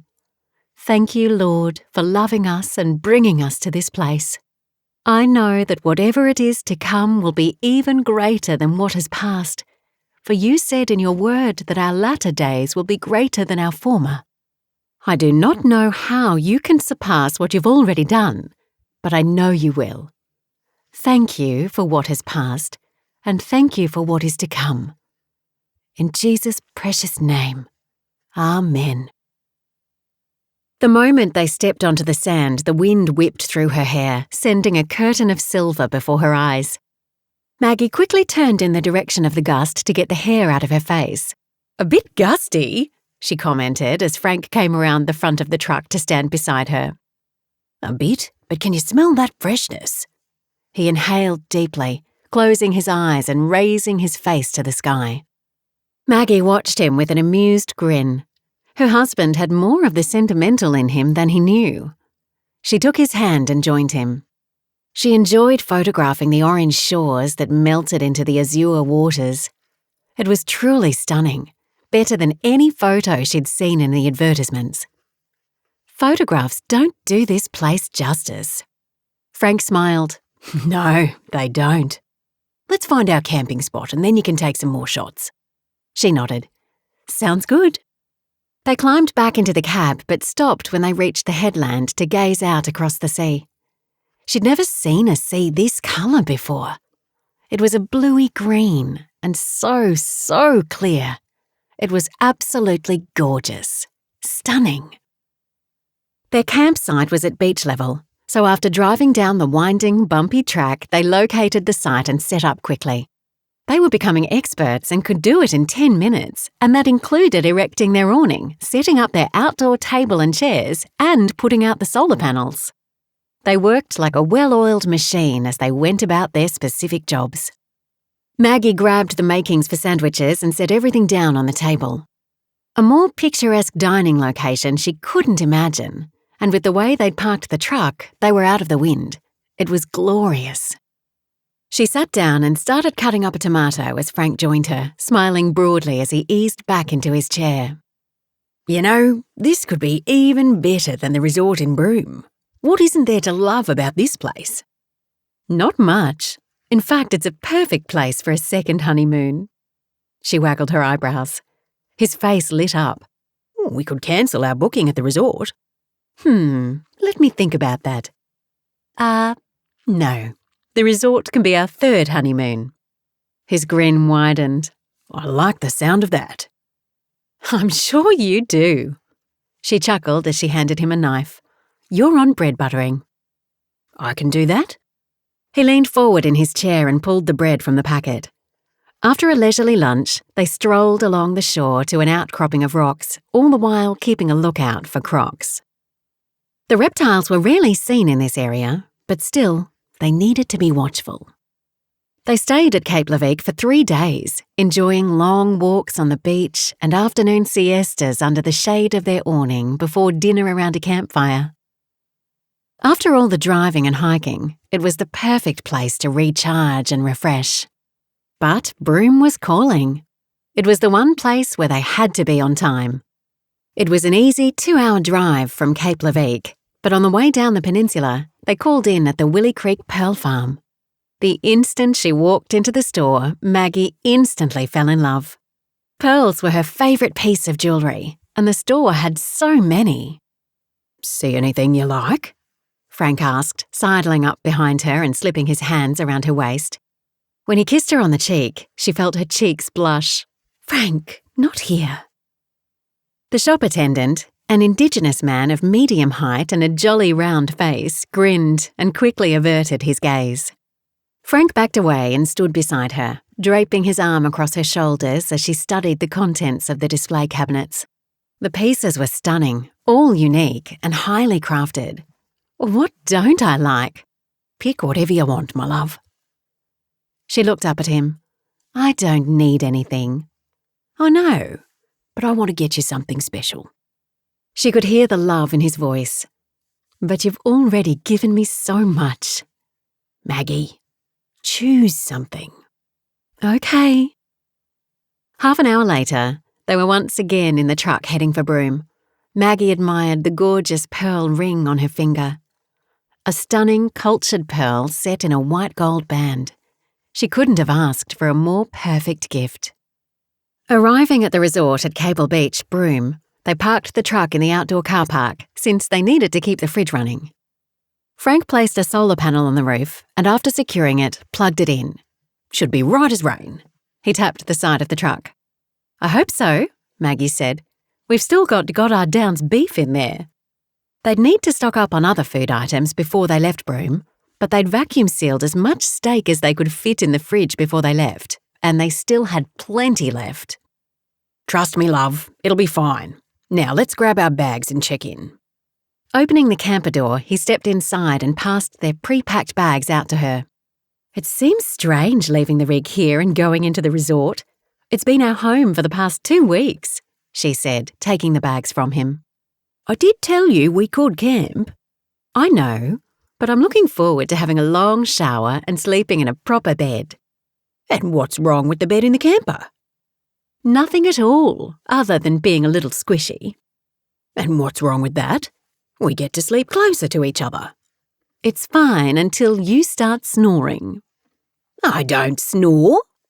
She raised a brow. Really? You snore like a freight train some nights. I'm sorry, love. I didn't used to. Maybe I should see a doctor. No, it's okay. It doesn't bother me that much. Good. But let me know if it does. Okay. But that aside, I'm also looking forward to not having sand and dirt in our bed for a few nights. That red dust gets into everything. I know it does. It's part of living in the top end, love. You know that. I do. They reached the resort's entrance and joined the check-in line. 3 other couples stood in front of them. It's just as gorgeous as I remember from our honeymoon, Maggie whispered. And you're just as gorgeous as I remember too. His eyes twinkled as he kissed her on the cheek. Frank, I know, I'm sorry, I'll behave myself. She chuckled as she rested her head on his shoulder. While they waited, they people-watched. Families with children strolled by licking ice creams, and a group of singles laughed as they headed to the bar. An elderly couple approached the concierge and asked a question before heading off in the direction he pointed. The resort had a tropical, laid-back feel. Dotted through the reception area, tall palm trees stretched high into the atrium, creating a canopy of green.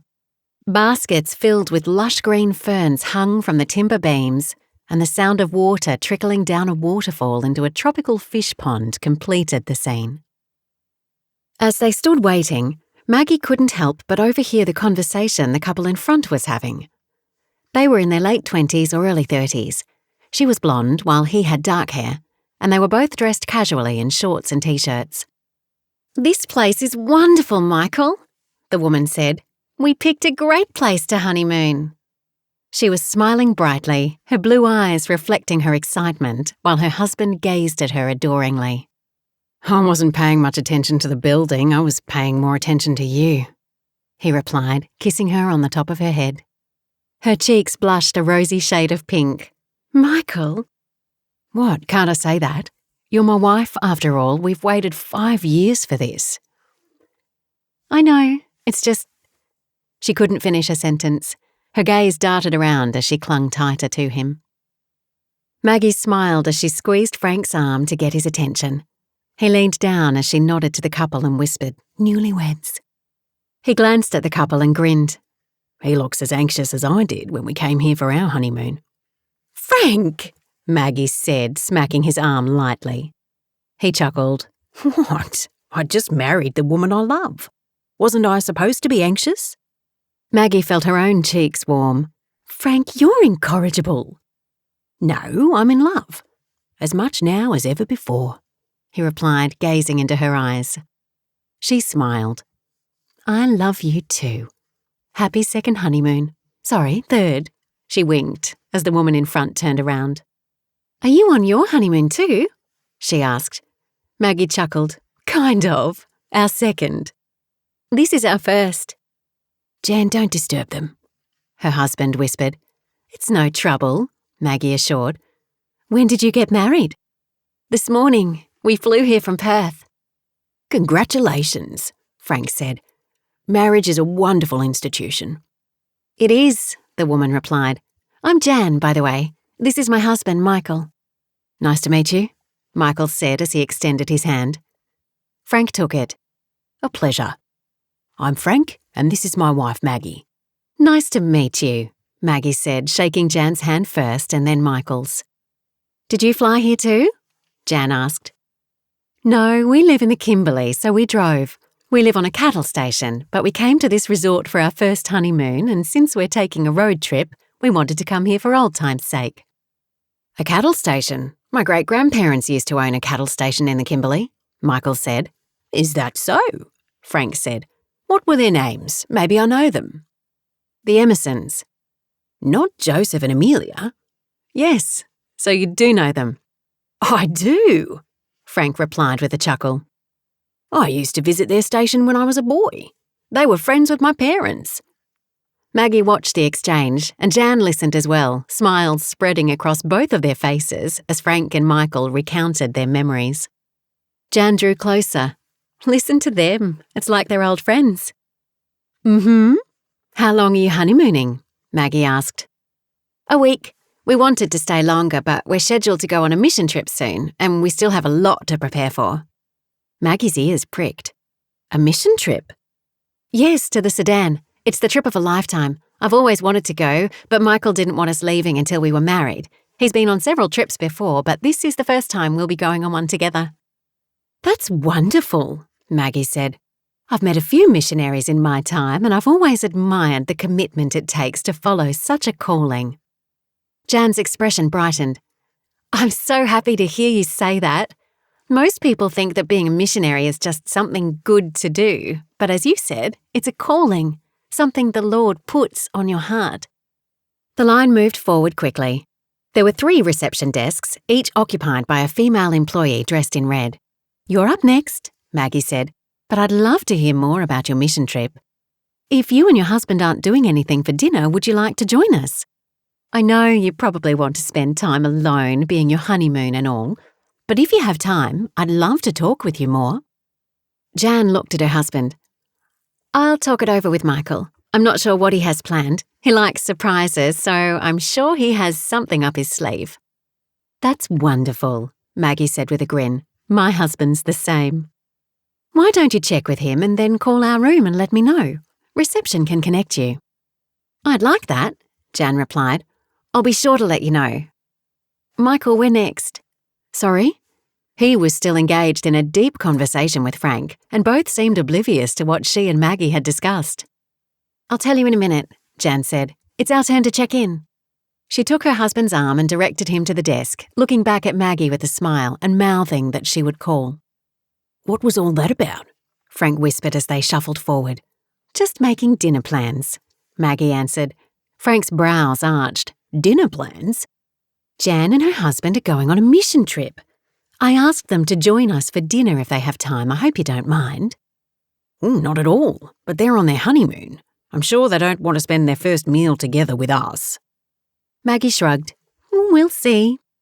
I can't believe he's Joseph and Amelia's grandchild, Frank mused. I must have seen him at some point when he was young, but I don't remember him. He had a lot of questions about the station. I was telling him what's been happening and about the people who own the station now. What happened to the Emersons? They passed away a few years ago and the property was sold, he answered, setting their bags in front of the desk before addressing the clerk who'd just waved them over. Didn't the family want to keep it? No, Frank said, shaking his head. The children moved away a long time ago, and it was just Joseph and Amelia in the hands. It wasn't like us at Goddard Downs, where everything is run by the family. Maggie nodded in understanding. It was unfortunate, but she understood. Their way of life wasn't for everyone. Maggie sat on the edge of her seat as she waited for Jan and Michael to arrive. She was overjoyed when the young woman had rung their room to say they'd join them for dinner that night. Maggie couldn't help but think that something was about to happen. She couldn't take their meeting as purely coincidental. There had to be more. Nothing about this trip so far had been arbitrary. Oh, there they are, she said as the couple walked in. She raised her hand and waved to get their attention. Jan smiled and waved back. Sorry we're late, she said as they approached the table. Frank and Maggie stood to greet them. It's no problem at all. We weren't waiting long. Have a seat, Frank said, extending his hand. Michael pulled a chair out for Jan before sitting. Thank you for inviting us. Jan insisted we come, he said. She grinned. What can I say? I had a good feeling. I did also, Maggie confirmed. The two women smiled at one another. A waitress brought them menus and poured water into 4 glasses as they talked. The dining room was cosy but tropical with dark timber floors, cane furniture, and loads of green, luscious plants. The meal was wonderful, but the conversation was better. Maggie learned so much about life as a missionary, the joys, the heartaches, and the blessing of watching someone who'd never known Christ accept him into their heart. Listening to Michael speak was invigorating. Frank seemed entranced. There was a light in his eyes as he sat with his back straight, his gaze fixed on Michael while he spoke of travelling to Asia and the Middle East. He'd seen a lot and experienced more. You're truly blessed, Maggie said when he finished another story. That's quite a life you've had, Frank said, and to think you've just begun. And now that you have your bride at your side, I can only foresee more wonderful experiences. Michael smiled, draping his arm around the back of Jan's chair. They've already begun. Marrying her is the highlight of my life. I waited so long, and finally, I can call her my wife. Maggie looked at Frank as his hand clasped hers. I know what you mean. I felt the same when I married Maggie. She patted his hand. Marriage is a wonderful adventure. A lifetime adventure as two become one. There'll be plenty of things to test the vows you made today, some good and some challenging. You have to be resolute that no matter what happens, you'll stand for each other. We already do, Jan said, smiling. If you'd allow us, Maggie said, Frank and I would love to bless you with a gift. Obviously curious, the young couple glanced at each other before Michael replied, Of course. Nodding, Maggie deferred to Frank.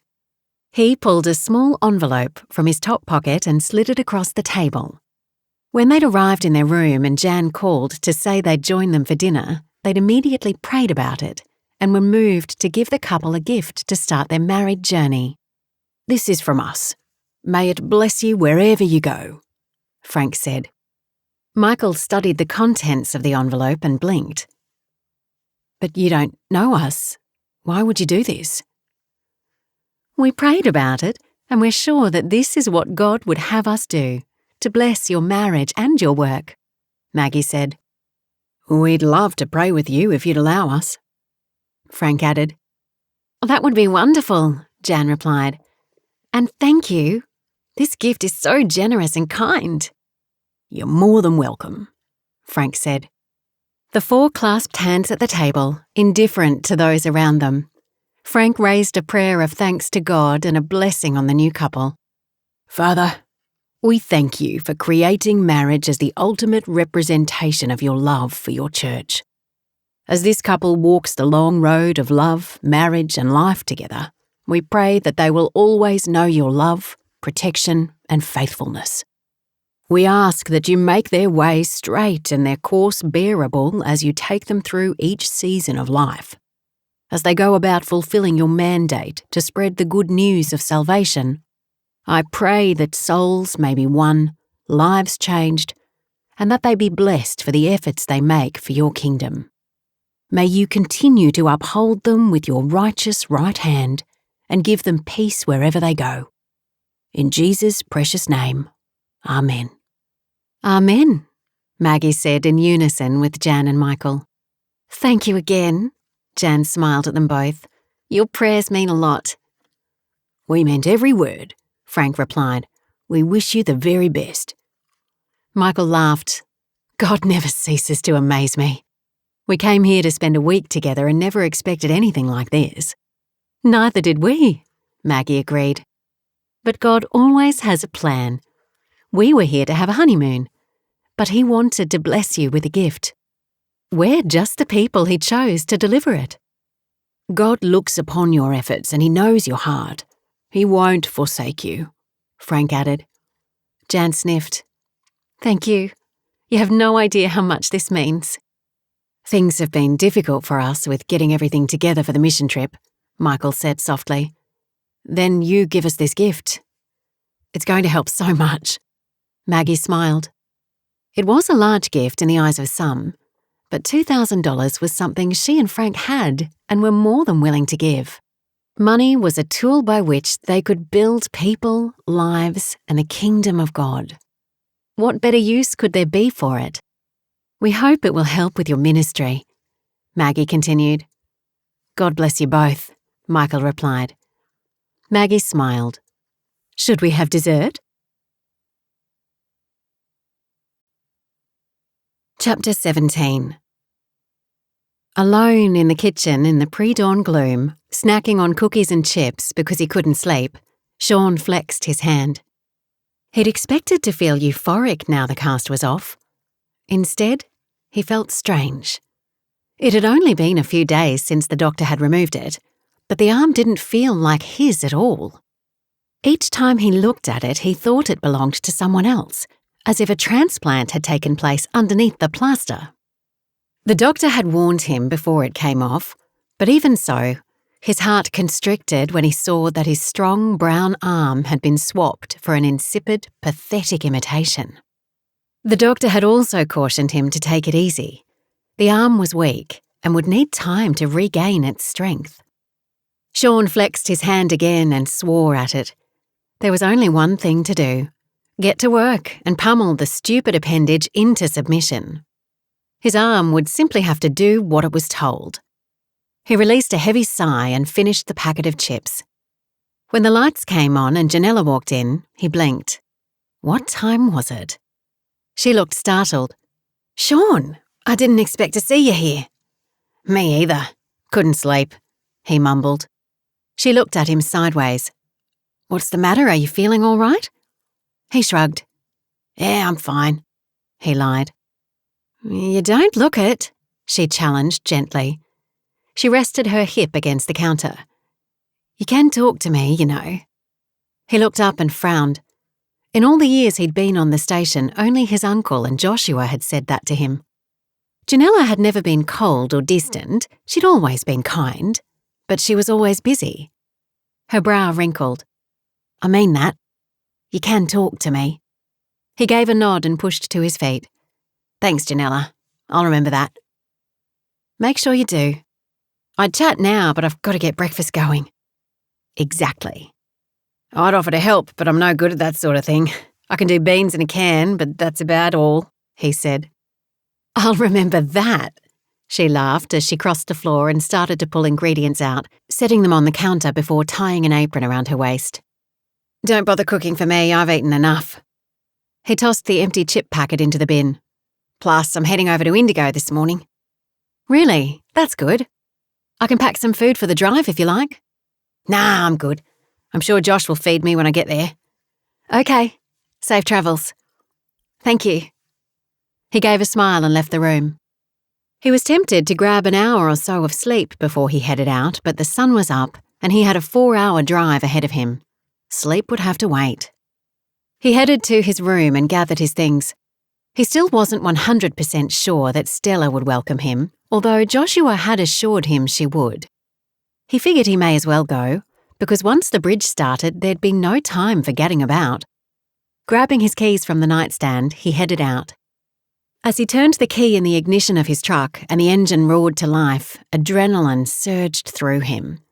He put it into gear and slammed his foot down. For too long he'd been a passenger. How good it felt to be back at the wheel. The trip didn't take 4 hours. He turned into the gates at Indigo Downs 3.5 hours after leaving. He knew the roads well and enjoyed the buzz of being behind the wheel again. Some might say he was speeding. He'd say he was simply driving to conditions. The gate, or what remained of it, was shut. He stopped the truck and jumped out. The gate was hanging, the hinges loose on the post. He carefully manoeuvred it open, forcing his pathetic excuse of an arm to do the work, climbed back in, drove through, jumped out again and closed it, then got back in again. If it hadn't been drummed into him how important it was to leave gates the way they were found, he wouldn't have bothered. As the truck trundled along the dirt track towards the homestead, the state of disrepair shocked him. The sheds were leaning and only just standing. The holding pens were falling apart and the equipment had seen better days. What was his cousin thinking, taking on something like this? The maintenance at Goddard Downs was nothing compared to what needed to be done here. He hoped Joshua hadn't bitten off more than he could chew. He also hoped his cousin had found some good help. Again, Sean felt a sting of rejection. Before, he would have been Joshua's first pick to help in his endeavours. He pushed the thought aside. He wasn't there to wallow. He was there to visit his cousin. The homestead was much smaller than Goddard Downs. What was left of the paint was peeling off, and the stairs appeared rickety and potentially dangerous. He was surprised Joshua hadn't made them safe. Pulling up out front, he turned off the engine and climbed out, slamming the door behind him to announce his arrival. He felt strange standing there, a visitor to his cousin's home. Sean! Joshua's face lit up as he opened the front door to embrace his cousin. They patted each other on the back before parting. Glad you could come. What do you think of the place so far? Sean could hear the pride in his cousin's voice. He didn't blame him. He'd be proud if he owned his own station, even a run-down one like this. The place held potential. The location was great, and everything could be fixed in time. He shoved his hands in his pockets. It's great. Sean! A female voice, sounding very much like Elizabeth's, called out from the veranda. He peered over Joshua's shoulder and his eyes widened. It was her. I thought you'd gone home. She grinned and flicked her hair over her shoulder. No, I'm still helping Stell turn this place into a home. There's a ton to do. Sorry, mate, I should have told you Liz was still here, Joshua said, grinning. Well, I'm glad you've got some help. Sure looks like you need it. Sean's gaze shifted to the stairs as he raised an eyebrow. Joshua ran his hand across his hair. Yeah, but you should see the inside. Between Liz and Stella, this place looks like a palace. Sean struggled to believe that, But he soon discovered Joshua wasn't lying. The inside of the homestead more than made up for what lacked on the exterior. Each room had been freshly painted, and there were rugs and drapes in colours and textures the likes of which had never graced the floors and walls of Goddard Downs. He had no idea Elizabeth and Stella had such an eye for interior design. He glanced around. Where was Stella? Had she disappeared because he was coming? "Where's Stella?" he finally asked. "She had to go to Kununurra. She'll be back a bit later. Hey, take a seat, mate. Can I get you anything? A drink or something to eat?" Joshua asked. "I'm good, thanks," Sean replied as he took a seat at one end of the couch. Joshua eased his tall frame into a large lazy boy and crossed his legs at the ankle. Elizabeth flopped onto the other end of the couch, folding a leg beneath her. She wore brown knee-length shorts and a green top, and her hair was down and tousled and smelled like something floral. It was all he could do to keep his eyes off her. She smiled, wagged her eyebrows. "So, what's going on? Did you do what I suggested?" she asked boldly. Her candour never ceased to amaze him. She was fearless in her speech. If only he could be as bold. Joshua chuckled. "You're very blunt, aren't you, Elizabeth?" "I don't believe in wasting time. We can't be sure of anything, so it's best to get things out of the way and dealt with sooner than later." She flashed a brilliant smile and eyeballed Sean. "Well, did you?" He looked to his cousin for help, but none was forthcoming. Instead, Joshua sat there, grinning, the smirk on his face a telltale sign that he was butting out and leaving him to handle the matter on his own. "Yes, Sean. Did you do what Elizabeth suggested?"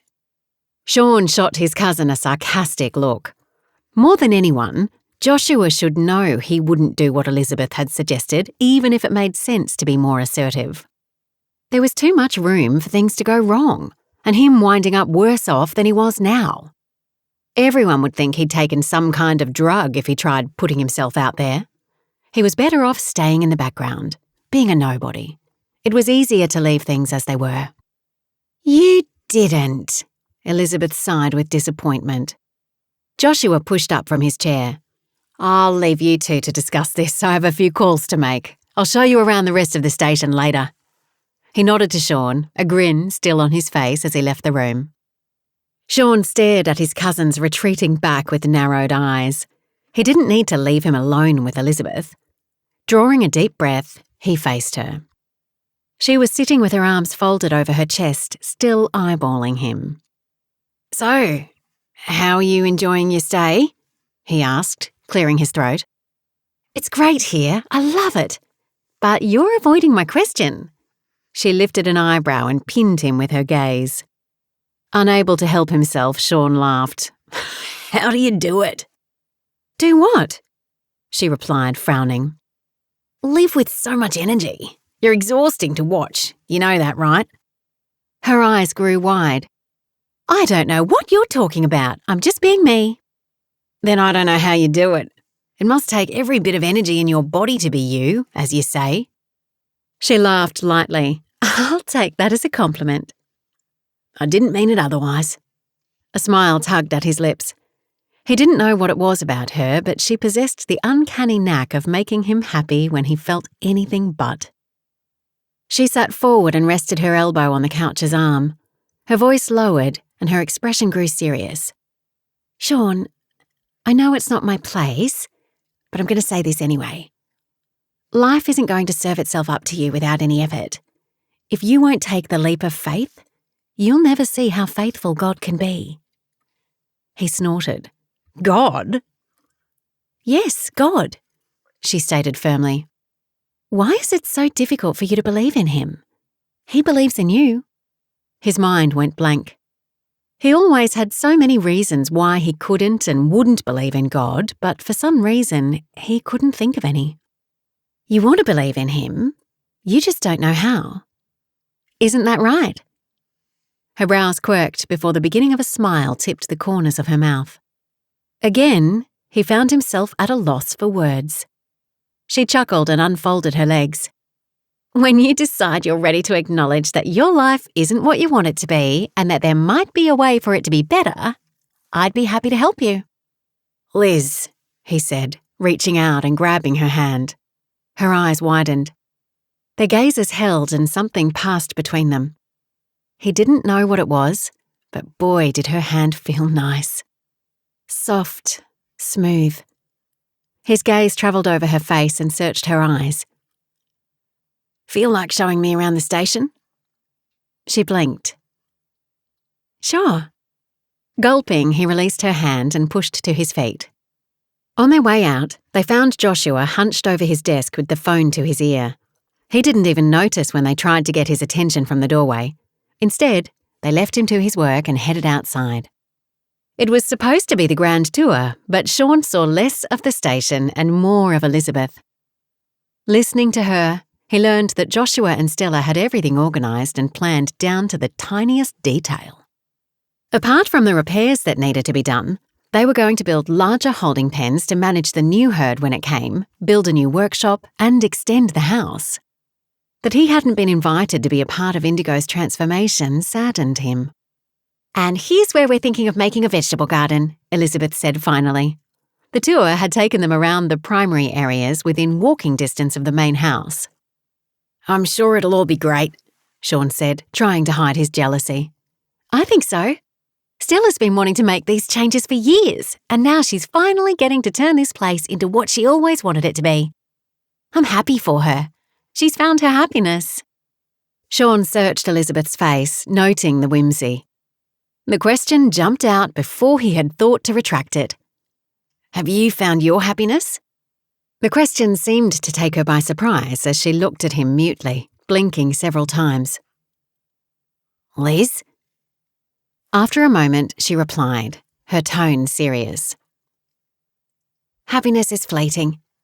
You can have it today and not tomorrow. But when you have true joy, the kind you get from knowing God, it truly doesn't matter whether you're happy or not. Happiness comes from external things. True joy comes from within, and you can experience it regardless of your circumstances." Her words somehow resonated with him. It would be nice to know that whatever life threw at him, he could still feel joy inside.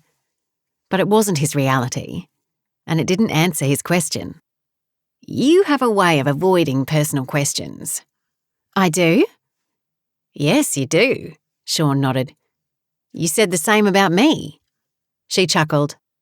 "Some things aren't about me." "This is." He held her gaze. She cocked an eyebrow and grinned. "Is it?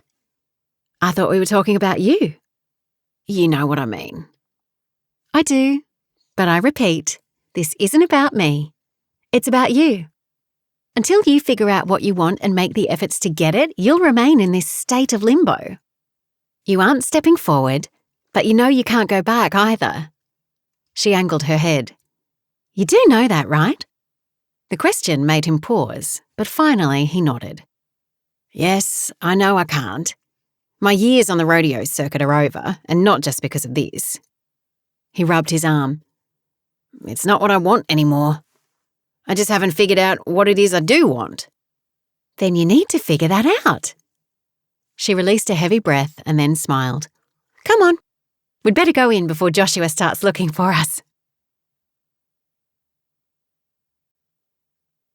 Chapter 18. Frank and Maggie's time in Broome passed far too quickly. During their week there, they'd taken leisurely walks along Cable Beach, enjoyed the glorious sunsets, took a camel ride, and dined at their favourite restaurants. But all too soon it was time to hit the road again. There were still plenty of other places waiting to be explored. "I truly hope things go well for Jan and Michael," Maggie commented as they headed down the national highway towards Port Hedland. "I'm sure God has his hand on them," Frank replied, shifting down a gear to pass a large caravan towed by a large four-wheel drive. Maggie nodded and settled back in her seat. It was almost a 10-hour drive to their next stop, the Karajini National Park. "I think I'm going to take a short nap. Wake me if you see any wildflowers." "Sure will." He squeezed her hand and then did his best to keep his eyes on the road. Unlike the Gibb River Road, this highway was sealed, but it was ever so boring. He could easily nod off. Not that he was tired, When he woke that morning, he felt invigorated and ready for anything, but a road like this would test anyone. As Maggie slept peacefully, he embraced the silence and allowed his thoughts to wander. They were only 2 weeks into the trip, but so far it had been perfect, better than he could have imagined or hoped for. The Lord was blessing them in so many ways with the places they were seeing and the people they were meeting. But more than that, he and Maggie were growing closer.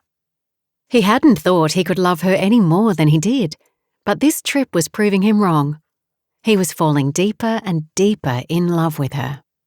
He glanced at her and smiled before turning on some country music to keep him awake.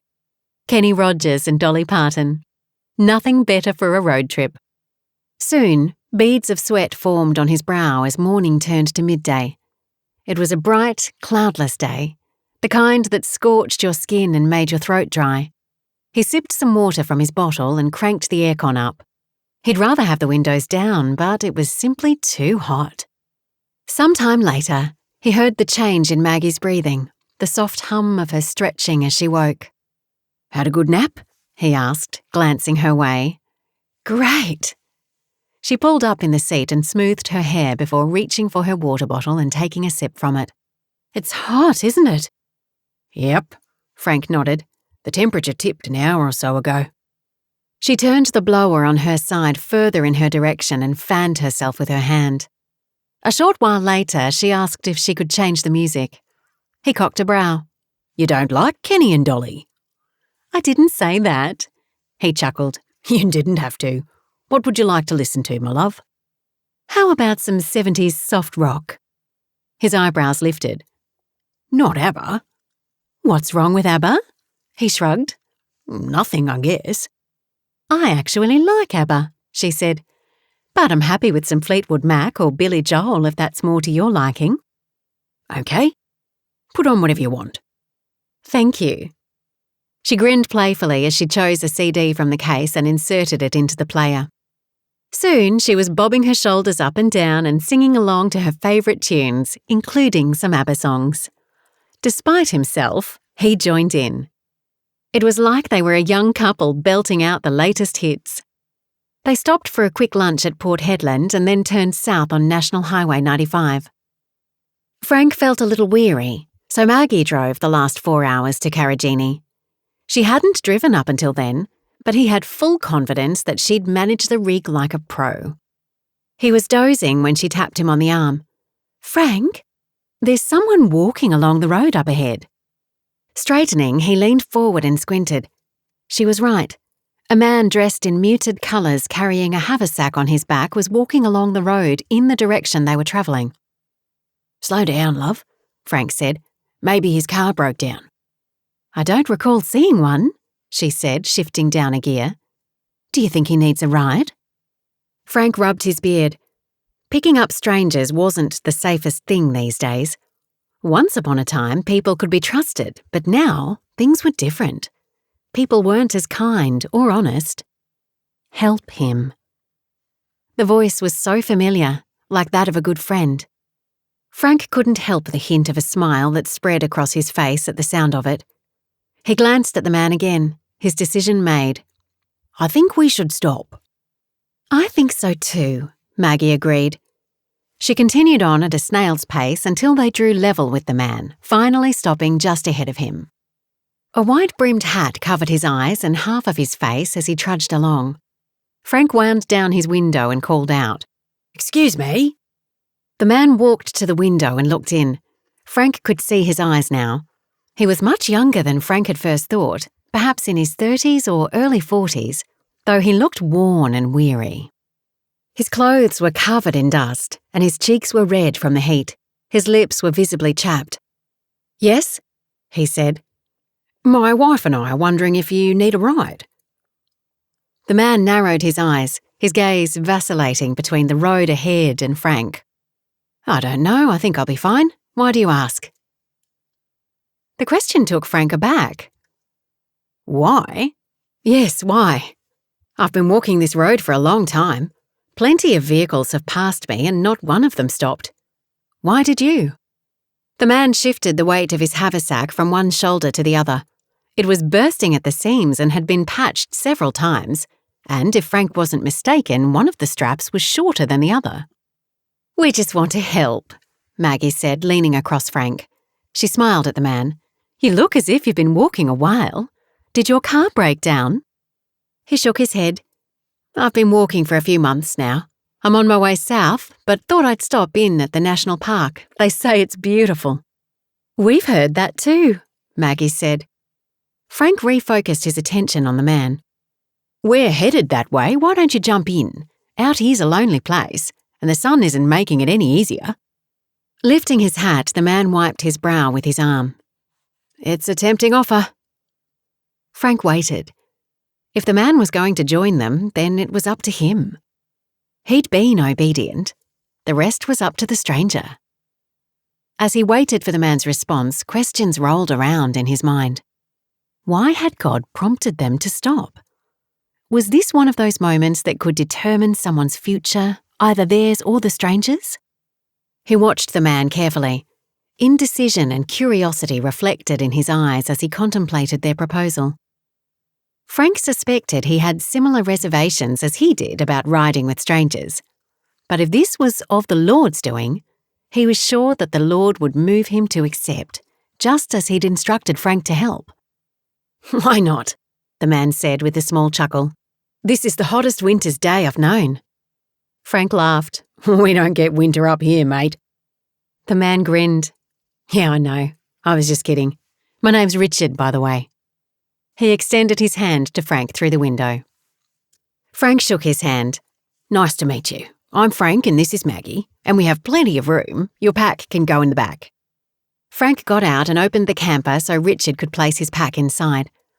"You'll have to sit up front with us. There's only the one seat, but it's big enough for the three of us." Frank closed the camper and climbed back into the cab, shuffling across the seat until he was beside Maggie. Before he got in, Richard took off his hat and tapped it against his trousers. A small cloud of dust floated away on the breeze before he climbed in and sat between Frank and the door. "Would you like some cold water?" Frank offered as Maggie put the truck into gear and pulled back onto the road. "Oh, I'd love some," Richard said. "I haven't had cold water in weeks." Frank lifted the small cooler onto his lap and poured some into a spare bottle and handed it to him. "Thanks, you're too kind," Richard said before taking some greedy mouthfuls, a dribble of water leaking down his chin. He wiped it with the back of his hand and continued to gulp from the bottle until it was empty. "Let me refill it," Frank said. They'd driven only a short while before curiosity got the better of him. "You said you've been walking for months. How many exactly?" "This would be month 6, Richard replied. "I'm planning on walking right around the country." "Why?" Maggie asked, a little too sharply. Frank glanced at her and she quickly softened her tone. "What I mean is, how can you take such a long time to walk around the country? What about your family? Work?" "I don't have any," Richard replied solemnly. There was a story there, and a sad one too, if his expression was anything to go by. "I'm sorry," Maggie said. "It doesn't matter. It was a long time ago." "Is that why you decided to take this trip?" Frank asked. "Something like that." Frank didn't press further. No matter how much time had passed, whatever wound Richard had suffered, it was still very raw. It would do no good to force him to speak about it, although Frank had the feeling that he wanted to share. Was that why the Lord had put them together for this part of the journey? Frank and Richard chatted the whole way. Maggie sensed that their meeting hadn't been random, but orchestrated by God himself, and so, as she drove, she also prayed for them both. She prayed for wisdom and sensitivity for Frank, and an open heart for Richard. He hadn't revealed much about himself. Instead, he talked about the places he'd been to and the places he hoped to see. But underneath his bravado, she sensed an ache deep in his heart.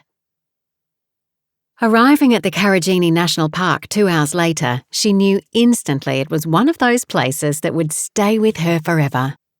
Like an oasis in the middle of a desert, the red, layered cliffs lining the spectacular palm-filled gorges, and the vast open plains covered in yellow-flowering cassias and wattles, northern bluebells and purple mullamullas took her breath away. They found the campsite, a large area dotted with picnic tables and gas barbecues. With very little shade available, they chose a spot that looked across the carpet of wildflowers. Maggie couldn't wait to get her camera out. Richard had a small tent which he set up not far from their camper. A little later, after they'd stretched their legs and organised their site, Frank stood beside him, arm around his shoulders as they raised their glasses against the most gorgeous sunset Maggie had ever seen while she took snaps. Richard joined them for dinner, and then at the campfire he'd helped Frank make. He seemed hungry for company, but Maggie sensed he wouldn't open up with her around. So after a short while, she yawned and excused herself. "I'm a bit tired. If you two don't mind, I think I'll turn in for the night." "That's fine, my love. I think I'll stay up for a bit." Frank gave a knowing nod, as if he'd read her mind. "Good night, Maggie. Thanks for dinner." Richard smiled as she stood and folded her chair. "You're more than welcome." She returned his smile. After she stepped inside the camper and closed the door, she offered up another prayer for the two men sitting outside. "I don't think I could ever tire of gazing at the night sky," Frank said, looking up as a star shot across the vast, inky darkness. With no city lights to compete with, the stars glittered like diamonds. "I agree," Richard said. "It blows your mind, doesn't it?" Frank nodded. "It certainly does. My wife used to like looking at the stars." "Oh?" Richard sighed heavily. "Yes. Penelope was fond of camping. She was always taking photos, just like Maggie. She reminds me of her." His voice sounded wistful and sad. Frank took a deep breath. This is what he'd been waiting for. A small crack in Richard's bravado. "When did she pass away?" Richard raked his hand over hair. 5 years ago. She was in a car accident with our 2 children. A young, foolish boy who thought that drinking and driving was no big deal assumed he could get home safely after having a skinful. Richard stared into the fire. He did go home a couple of days later with just a few bruises and a broken arm. My family didn't come home at all. I'm sorry to hear that. I can't imagine how painful it must have been." "You get used to it," Richard replied, shrugging. "Do you?" Frank asked. Richard lifted his gaze. With just the flicker of flames providing light, it was difficult to be sure, but Frank thought his eyes were moist. "No, I suppose not," he finally said. Frank reached out and squeezed his knee. They sat in silence for a few moments before Frank prodded further. "So, when did you decide to quit your life and start travelling?" "The day after they died. My life had no meaning without my family. What did I have to live for?" It was then that Frank noticed a scar peeking out from beneath the cuff of Richard's shirt. He couldn't imagine the despair that would drive someone to such a desperate act. Losing Esther had been difficult, but he'd never thought of ending his life. He still had too much to live for. "There's always something," he said gently. Leaning forward, he carefully contemplated his next words before uttering them. "I lost my wife a number of years ago, but I still had my children and our station. Then I met Maggie and I fell in love again. I never imagined I would, but when she walked into my life, it was as if God was saying, 'I'm returning to you what was lost.' Like he did with Job." Richard's response was hard, bitterness making his words sharp. "Don't speak to me about God, there's no such thing." Frank straightened. "But there is. He is." Richard scoffed. "Then where was he the night my family died? Where was he when their lives were snuffed out? Tim was only 4, Rebecca 1. Didn't they deserve the chance to grow up? And what about my wife? Didn't she have the right to see them grow into adults? I used to think that God was real, but after they died, I knew that he was just something that people made up to make life easier to bear. But life isn't easy, and anything can happen for no reason at all. It's all chance, nothing more. Richard's voice had risen considerably, and a moment later Maggie appeared at the door. Is everything okay? Everything's fine. Go back to bed, my love, Frank assured, rising to his feet and walking to the door. He kissed her forehead. Get some rest. Richard and I are just talking. Are you sure? She whispered. He nodded and glanced in Richard's direction. He was drinking from his cup, his gaze fixed on the fire. I'm very sure. I'll talk to you when I come in, he whispered back. All right. Maggie was hesitant, but she turned and went back inside, closing the door behind her. Frank returned to his seat. God isn't to blame for their deaths, he said gently. Isn't he? No, just the way he wasn't to blame for my late wife's or my son's death just over a year ago. Richard was silent for a moment. How did they die? He finally asked, his voice calmer. Frank took a deep breath. Esther drowned while saving our grandchildren. Julian died last year in a car accident. Drunk driver? No, an angry one. And what happened to them? Nothing, right? And you say there's a God. Richard scoffed once more. The person responsible died. I bet you were glad. Frank took a deep breath, a small, sad smile on his face. Actually, no, I wasn't. I could never be happy about someone's death. Not even when they killed your son. Richard sounded confused, and there was a hint of disbelief in his voice. Especially then, Frank explained. The person responsible was my son. He chose to get behind the wheel in a rage without any consideration for the turbulent weather we were having or our pleas for him to have restraint, and it resulted in his death. God didn't make him die. God gave him free will to make his own choices. He gives that to us all. And being a gentleman, he allows us to make our choices. But he's always there when we're ready to ask for help or guidance. Richard shook his head. And you really believe that? I do, Frank replied.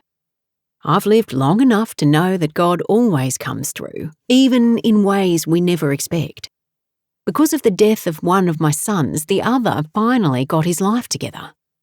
This year he got married, bought a station, and allowed our family's station to enter into a contract that will support us for a long time to come. So you're saying that was God's plan all along, to kill your son so you can have all of that? Frank sighed, shaking his head. No, you're missing my point. Julian made a choice, but God was able to turn that choice into something good, even though it didn't appear to be something good at the time. The Bible tells us that what is meant for evil or harm, God uses for good. Richard set his glass down and got to his feet. I think that's enough for me, Frank. I'm sure you meant this to be helpful, but I don't need it. I think I'll turn in. Frank remained in his seat. Okay. Good night, Richard. He gave a short nod. Good night to yourself. Richard, Frank called out as Richard headed towards his tent. Yes. The younger man looked over his shoulder, his expression blank. You may not believe it, but God has a plan for your good. You just haven't begun to see it yet. He didn't reply. He looked at Frank for several seconds before turning away and disappearing into the darkness. Frank's heart was heavy. Had his words made any impact at all? Had he said too much or too little? He'd hoped for another experience similar to what he'd had with Michael, but his talk with Richard hadn't gone that way.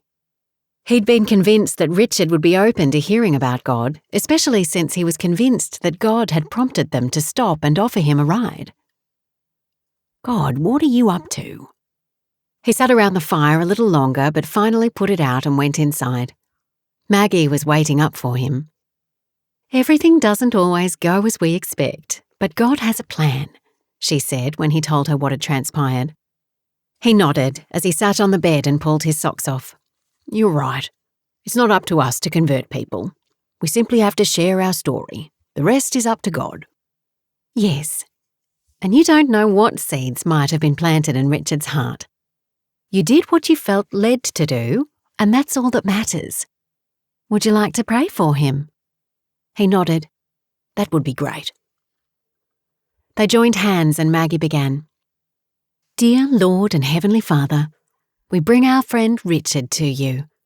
Thank you that Frank was able to share with him about you, and we pray that his words might take root in Richard's heart, and that over time he might ponder them and begin to look to you for healing and purpose. Lord, we thank you that you've opened our spiritual eyes and we have complete assurance of your faithfulness, mercy, and love. We trust that Richard's spiritual eyes might also be opened, that he can see you and know with assurance that you love him and have a plan for his life. And that the loss of his family doesn't have to be the end of his story. That you can use this devastating loss for good if he allows you to. We pray these things in Jesus' precious name. Amen." Frank squeezed her hand and smiled. "Thank you, my love. That was a beautiful prayer." She returned his smile. "You're welcome. Now come here and let me give you a hug." He chuckled as she slipped her arms around him and held him close. She knew exactly what he needed. When they got up the following morning, Richard was gone. The only telltale sign that he'd been there at all was a note tucked into their door. Frank pulled it out and read, "Thank you for last night. I don't know where I'm headed, but maybe one day I'll meet God on the road. Take care. Richard." Frank smiled as he tucked the note into his pocket. He'd done what he'd been asked. It was now up to God to move Richard's heart, and Richard to let him in. The Coral Coast was beautiful no matter where she looked. Maggie couldn't stop taking photos as they drove along this amazing stretch of road. The ocean was such a gorgeous colour, and there were so many places to stop at and simply take in the beauty of God's creation. Towns were few and far between, but they stopped at each for a day or two to explore and enjoy what was on offer. At Coral Bay, they snorkeled in the clear turquoise waters over the Ningaloo Reef. At Monkey Mia, they swam with dolphins, and when they reached Carnarvon, they lounged in the Coral Lagoon, enjoying the warm water with fellow travellers. On the second day there, they headed to the farmers' market where Maggie picked up jars of jams and homemade vinaigrettes to take back home while she enjoyed chocolate-covered frozen mango as they strolled around. Frank enjoyed the homemade ice cream. That night, as they strolled along the 1 mile jetty, holding hands and looking out over the ocean, Maggie couldn't help but feel a sense of peace. "And Adam and Eve walked with God in the cool of the day," she said jokingly. Frank took a deep breath. "You can feel him here." Her skin tingled with that thought. What would it be like to walk side by side with God? I think it'd be exciting. I'd probably cry the entire time. I'd be so overwhelmed. "Me too," Frank chuckled. He stopped and leaned against the white rails, pulling her close.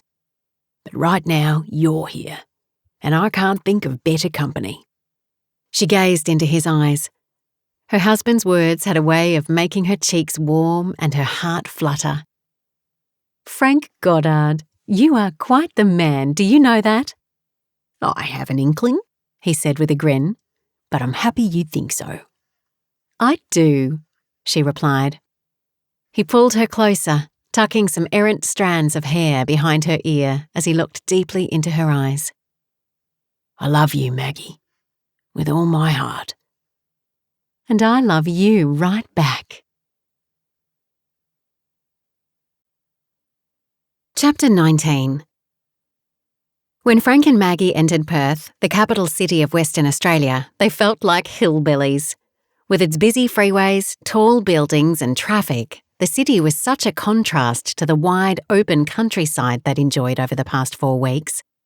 So they were glad they'd chosen to stay near the coast rather than in the centre of the city. Maggie helped Frank navigate the busy roads and freeways until they finally arrived at the caravan park at Guelph. After the amazing campsites they'd been used to, the park felt cramped and confining. But it was simply a base to explore the city from. It was Maggie's birthday, and Frank had booked a table at a restaurant in the city that Michael had told him about. Their dinner reservation was for 7. Thankfully, Maggie had packed an evening dress just in case something like this happened. Her dress was black, with a V-neck and bodice that hugged her form and reached to her calves.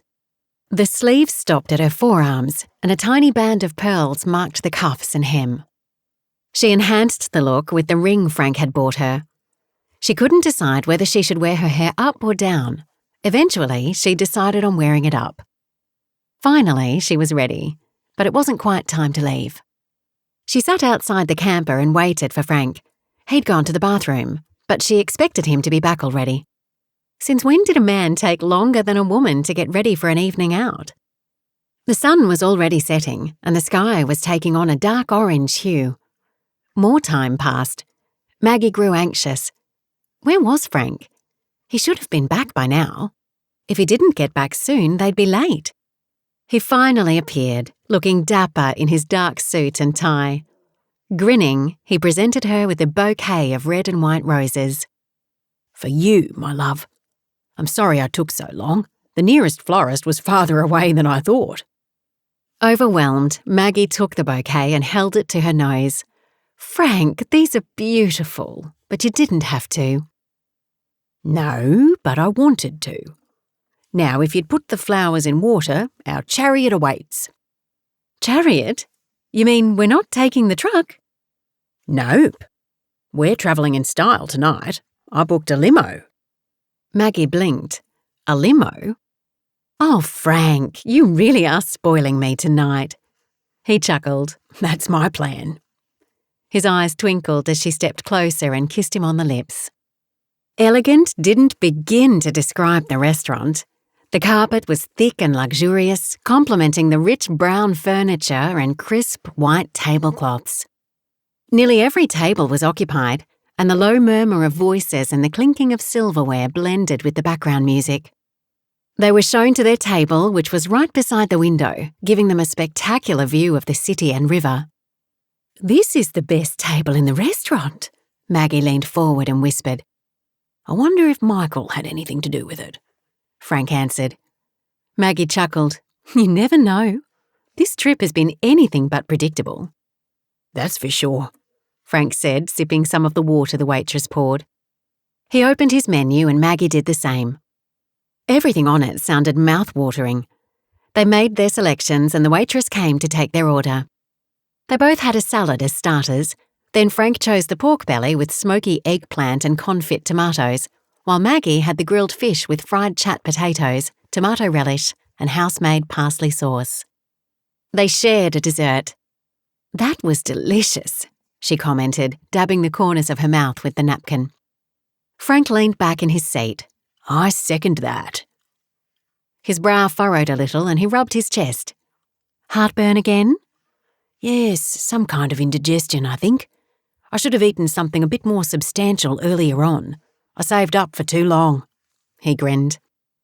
She leaned forward, reaching across the table for his hand. "Do you want to get some peppermint tea?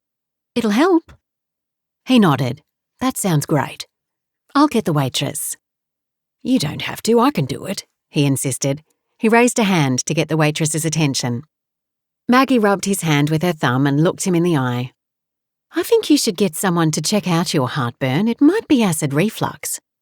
She'd wanted to talk to him about it for a while, but this was finally the right time. "I know you think it's nothing, but it's persisted for a long time now.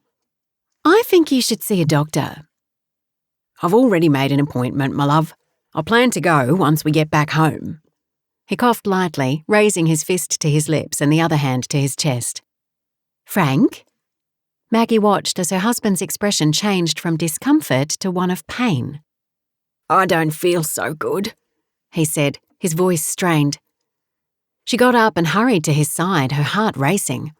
She looked around to get someone's attention. The waitress was already on her way and arrived a moment later. "Is everything all right?" "My husband's not feeling well," Maggie said, trying to stay calm. The young woman immediately became concerned and bent down to question him, but he could barely speak. "Maggie," he groaned, trying to stand. "Frank, sit down. I don't think you should be standing." It was too late. He was on his feet, but the next second, he fell. She watched in horror as her husband's face contorted in pain and his knees buckled beneath him as his body slumped to the floor. "Frank!" Maggie couldn't hear anything the people around her were saying. Her heart was beating so quickly she could hardly breathe. Her hands were trembling and tears filled her eyes as the doctors and nurses wheeled the gurney with Frank on it behind the doors that she wasn't allowed to enter. "Ma'am? Ma'am, I need you to help me. I need you to answer a few questions," a nurse with a clipboard said. "Please follow me over here where you can take a seat." Maggie couldn't think. She simply followed instructions, her mind drifting to the last time she'd found herself in a hospital under such upsetting circumstances. Serena had been the patient then, fighting for her life after the explosion in Paris. Now it was Frank. "Miss?" "Mrs." Maggie corrected. "Mrs. Goddard, my name's Maggie." "And your husband?" "Frank," she answered shakily. Is he okay?" "The doctors are with him now, Mrs. Goddard. They're taking care of him," the nurse assured. Maggie nodded, but tears still trembled on her eyelids. The nurse passed her some tissues. She wiped her face and then began filling out the form. When she handed it back to the nurse, she glanced at the closed doors. It had been a while and no one had come to speak to her. "Does it usually take so long to get some news?" "It isn't about time," the nurse explained. "A doctor will be out as soon as your husband is stable. There's just no knowing when that will be, I'm sorry." Maggie nodded. She had no choice but to wait. And wait. While she waited, she put her face in her hands and poured her heart out to the Lord. "Who is like you, Lord God Almighty? You're the author and finisher of all things, and life and death are in your hands. But I come before you humbly, asking for mercy. Lord, please spare my husband. I don't believe you brought us this far to have it end with Frank not making it. You took us on this trip. You brought us to this place. You wouldn't do that to end it here, so far from home and everyone we love. My husband loves you, and though we both wish to see you one day, not yet. Please, not yet." She blinked back fresh tears. "I'm not ready to lose him yet, Lord. I wish I could be braver, but I'm not." She swallowed hard. "I need you, Lord. I need your strength. I need you to save my husband. Touch the doctor's hands. Give them everything they need to save him, to find out what's wrong. They have their skill, but you are God, and God alone. What is beyond them is not beyond you. I put my trust in you, Lord. I put Frank in your hands. In Jesus' precious name, Amen." Finally, after what seemed an eternity, a woman in green scrubs came out. Maggie's heart beat harder as she approached. Did she carry good or bad news? "Mrs. Goddard?" "Yes," Maggie answered, rising to her feet. "I'm Dr. Greer. We've been able to stabilise your husband for now, but he's not out of the woods. We're running some tests to confirm exactly what happened, and then we'll know what the next steps are." Relief and fear simultaneously flowed through Maggie's body. Frank was alive, but only just. "Can I see him?" "Not yet, I'm afraid. The tests will take some time to complete. Someone will come and get you once they're done." "Thank you," Maggie replied. Her legs felt shaky, so she returned to her seat. She felt numb. How had this happened? They were supposed to be enjoying their 3-month trip, not be in the hospital with Frank fighting for his life. "Mrs. Goddard, is there anyone I can call for you?" the nurse asked, placing her hand lightly on Maggie's shoulder. "Your family or someone close to you so you won't be alone?" Maggie looked up blankly. She hadn't thought to call the family. Perhaps it was because they were so far away, and all she could think about was whether he'd be all right. She swallowed the lump in her throat. Our family. Everyone's at the station. There's no one nearby." "Do you want me to call and ask them to come?" "That's very sweet, but no, I'll do it," Maggie answered. "They need to hear it from me." "All right. I noticed you praying before. Hang in there. The Lord's with you." Maggie smiled for the first time since she'd arrived at the hospital. "Thank you." I needed to hear that." The nurse left and Maggie was alone. She took her phone from her purse, her hand still trembling, and began to dial. But she didn't know who she was calling. She paused, tears once again filling her eyes as she finally thought of who to call. She closed her eyes as the phone answered. "Joshua, are you sitting down? I have something to tell you." Chapter 20. Was there a stampede? The sound of thudding woke Sean from what was a good dream. In it, he was at Indigo Downs, driving a herd of cattle to new grazing ground, but Joshua wasn't the owner. He was. He rolled out of bed, groggy and disoriented. He'd stayed up all night with Sasha watching movies. She'd dragged him into a marathon of 90s teenage chick flicks, which he surprisingly enjoyed, though he'd never admit it. Alicia Silverstone was a crush of his back in the day, but that was another thing he wouldn't admit. As he stood, the noise from the rest of the house didn't lessen. He glanced at the clock and frowned. It was 1 a.m. What was with all the noise? What on earth was going on? He quickly pulled on his jeans and headed towards the voices. He was met by a frantic-looking Olivia and an equally perplexed-looking Nate. He stopped him with a hand to the shoulder. "What's going on? Why is everyone up so early?" Nate looked him in the eye. "Joshua just called. Something's happened to Frank. He's in the hospital in Perth." Sean's heart faltered. What did you say?" "Something's happened to Frank." "Like what?"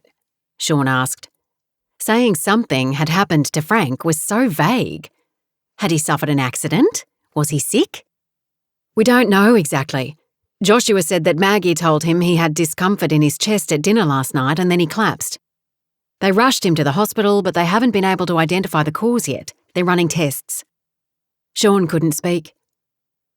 He couldn't imagine anything happening to Frank. His uncle was strong and healthy, the backbone of the station. Something couldn't happen to him. It just couldn't. Olivia tripped and stumbled against a table. She uttered a word Sean had never heard her say before. "Liv?" Nate called, rushing to his wife's side. Following, Sean stood silently as Olivia's complaints of pain turned to tears, then sobs. "Nate, not my dad," she moaned against his shoulder. "Not my dad." Nate held her tightly, stroking her hair as he comforted her. "It's all right, Liv. Your dad's a strong man. I'm sure that whatever's happened, he'll be fine. Wait and see. I'm sure that by the time we get there, he'll be right as rain, and he'll be able to come home." "What if that isn't the case? What if—" "Don't think like that," Nate interjected. "You have to believe he'll be okay." "He'll be fine," Sean said boldly, his gaze on Olivia. Everyone in the room looked at him as Janella and David walked in. "Uncle Frank isn't the kind of man who just—" His words faltered, but only momentarily before confidence he hadn't felt before surged through him. "Uncle Frank will be back home soon, but until then, we need to make sure everything's in order." "I'll deal with everything," Sean interrupted. Olivia was in no position to handle anything. He'd never seen her in such a state, and he didn't like it. Janella also looked stricken, and he understood why. It wasn't that long ago that she'd lost Julian, and before that, her mother-in-law. The family couldn't take another loss. They won't. "Is Joshua coming?" Janella asked. "He and Stella are going straight to the airport," Nate answered. "I'll call the airline," Sean said. "You guys need to get to Perth as soon as possible. You should start packing." Everything happened quickly. It was as if there was a script in his head that he was following. He'd organised so many trips for Joshua and himself that he was moving on instinct now. His family needed him, and for the first time since his return to Goddard Downs, he was in a position to help. Janella woke Sasha to tell her the news. His young cousin broke into tears and wept for not only her grandfather, but her father too. It was a pitiful sight. Her sorrow tugged at his heart and made his eyes sting, but he refused to give in to it. They needed him to be strong, and he would be. By the time they'd packed, he had all of the arrangements made. E-tickets were booked and waiting for them at the airport in Kununurra. Sean, are you sure you're going to be okay here? David asked. Oliver was asleep on his shoulder while Serena was helping Janella calm Sasha. I'll be fine. I know what I'm doing, he replied. Besides, I can't help there. Uncle Frank and Maggie need you guys with them. Someone has to take care of the station while you're gone. David patted his shoulder. You're needed too. You know that, mate. Sean's confidence spiralled upwards. Thanks, David. Don't mention it, he replied with a smile. The family gathered in the living room. They were all in varying states of shock, dismay, and fear. It felt strange being the one who was steady under such circumstances. All right, let's go over everything. I've booked the tickets. Your flight departs at 7, which doesn't leave much time. The fastest way to get to the airport is by helicopter. Dan's ready to take the first load of passengers and will come back for the rest. You should make it in time. What about the children? Serena asked. Were seats booked for them as well? I figured you'd take Oliver, but he doesn't need a seat. He'll sit on your lap. She nodded, a look of relief on her face. Thank you. What about Izzy and William? Olivia asked. She was calmer now, although her nose was red and her eyes were puffy from crying. I should have checked, but I thought they should stay here since you'll be at the hospital most of the time. Sasha can help with them. But I also thought since Stella's cousin Elizabeth is still staying at Indigo Downs, she might come here and help. I took the liberty of calling and asking her, and she said of course she will. I'll do what I can, but I don't have much experience with children. They'll be fine with her. But I want to go, Sasha said, bursting into tears again. Janella spoke to her quietly. Whatever she said worked because Sasha nodded her head and dried her tears. What about the construction? Olivia interjected. When we see Dad, he'll want to know what's going on. I can handle that too, Sean assured her with a smile. I've been a part of it from the start. I know what needs to be done. You don't have to worry, Liv. I can handle it.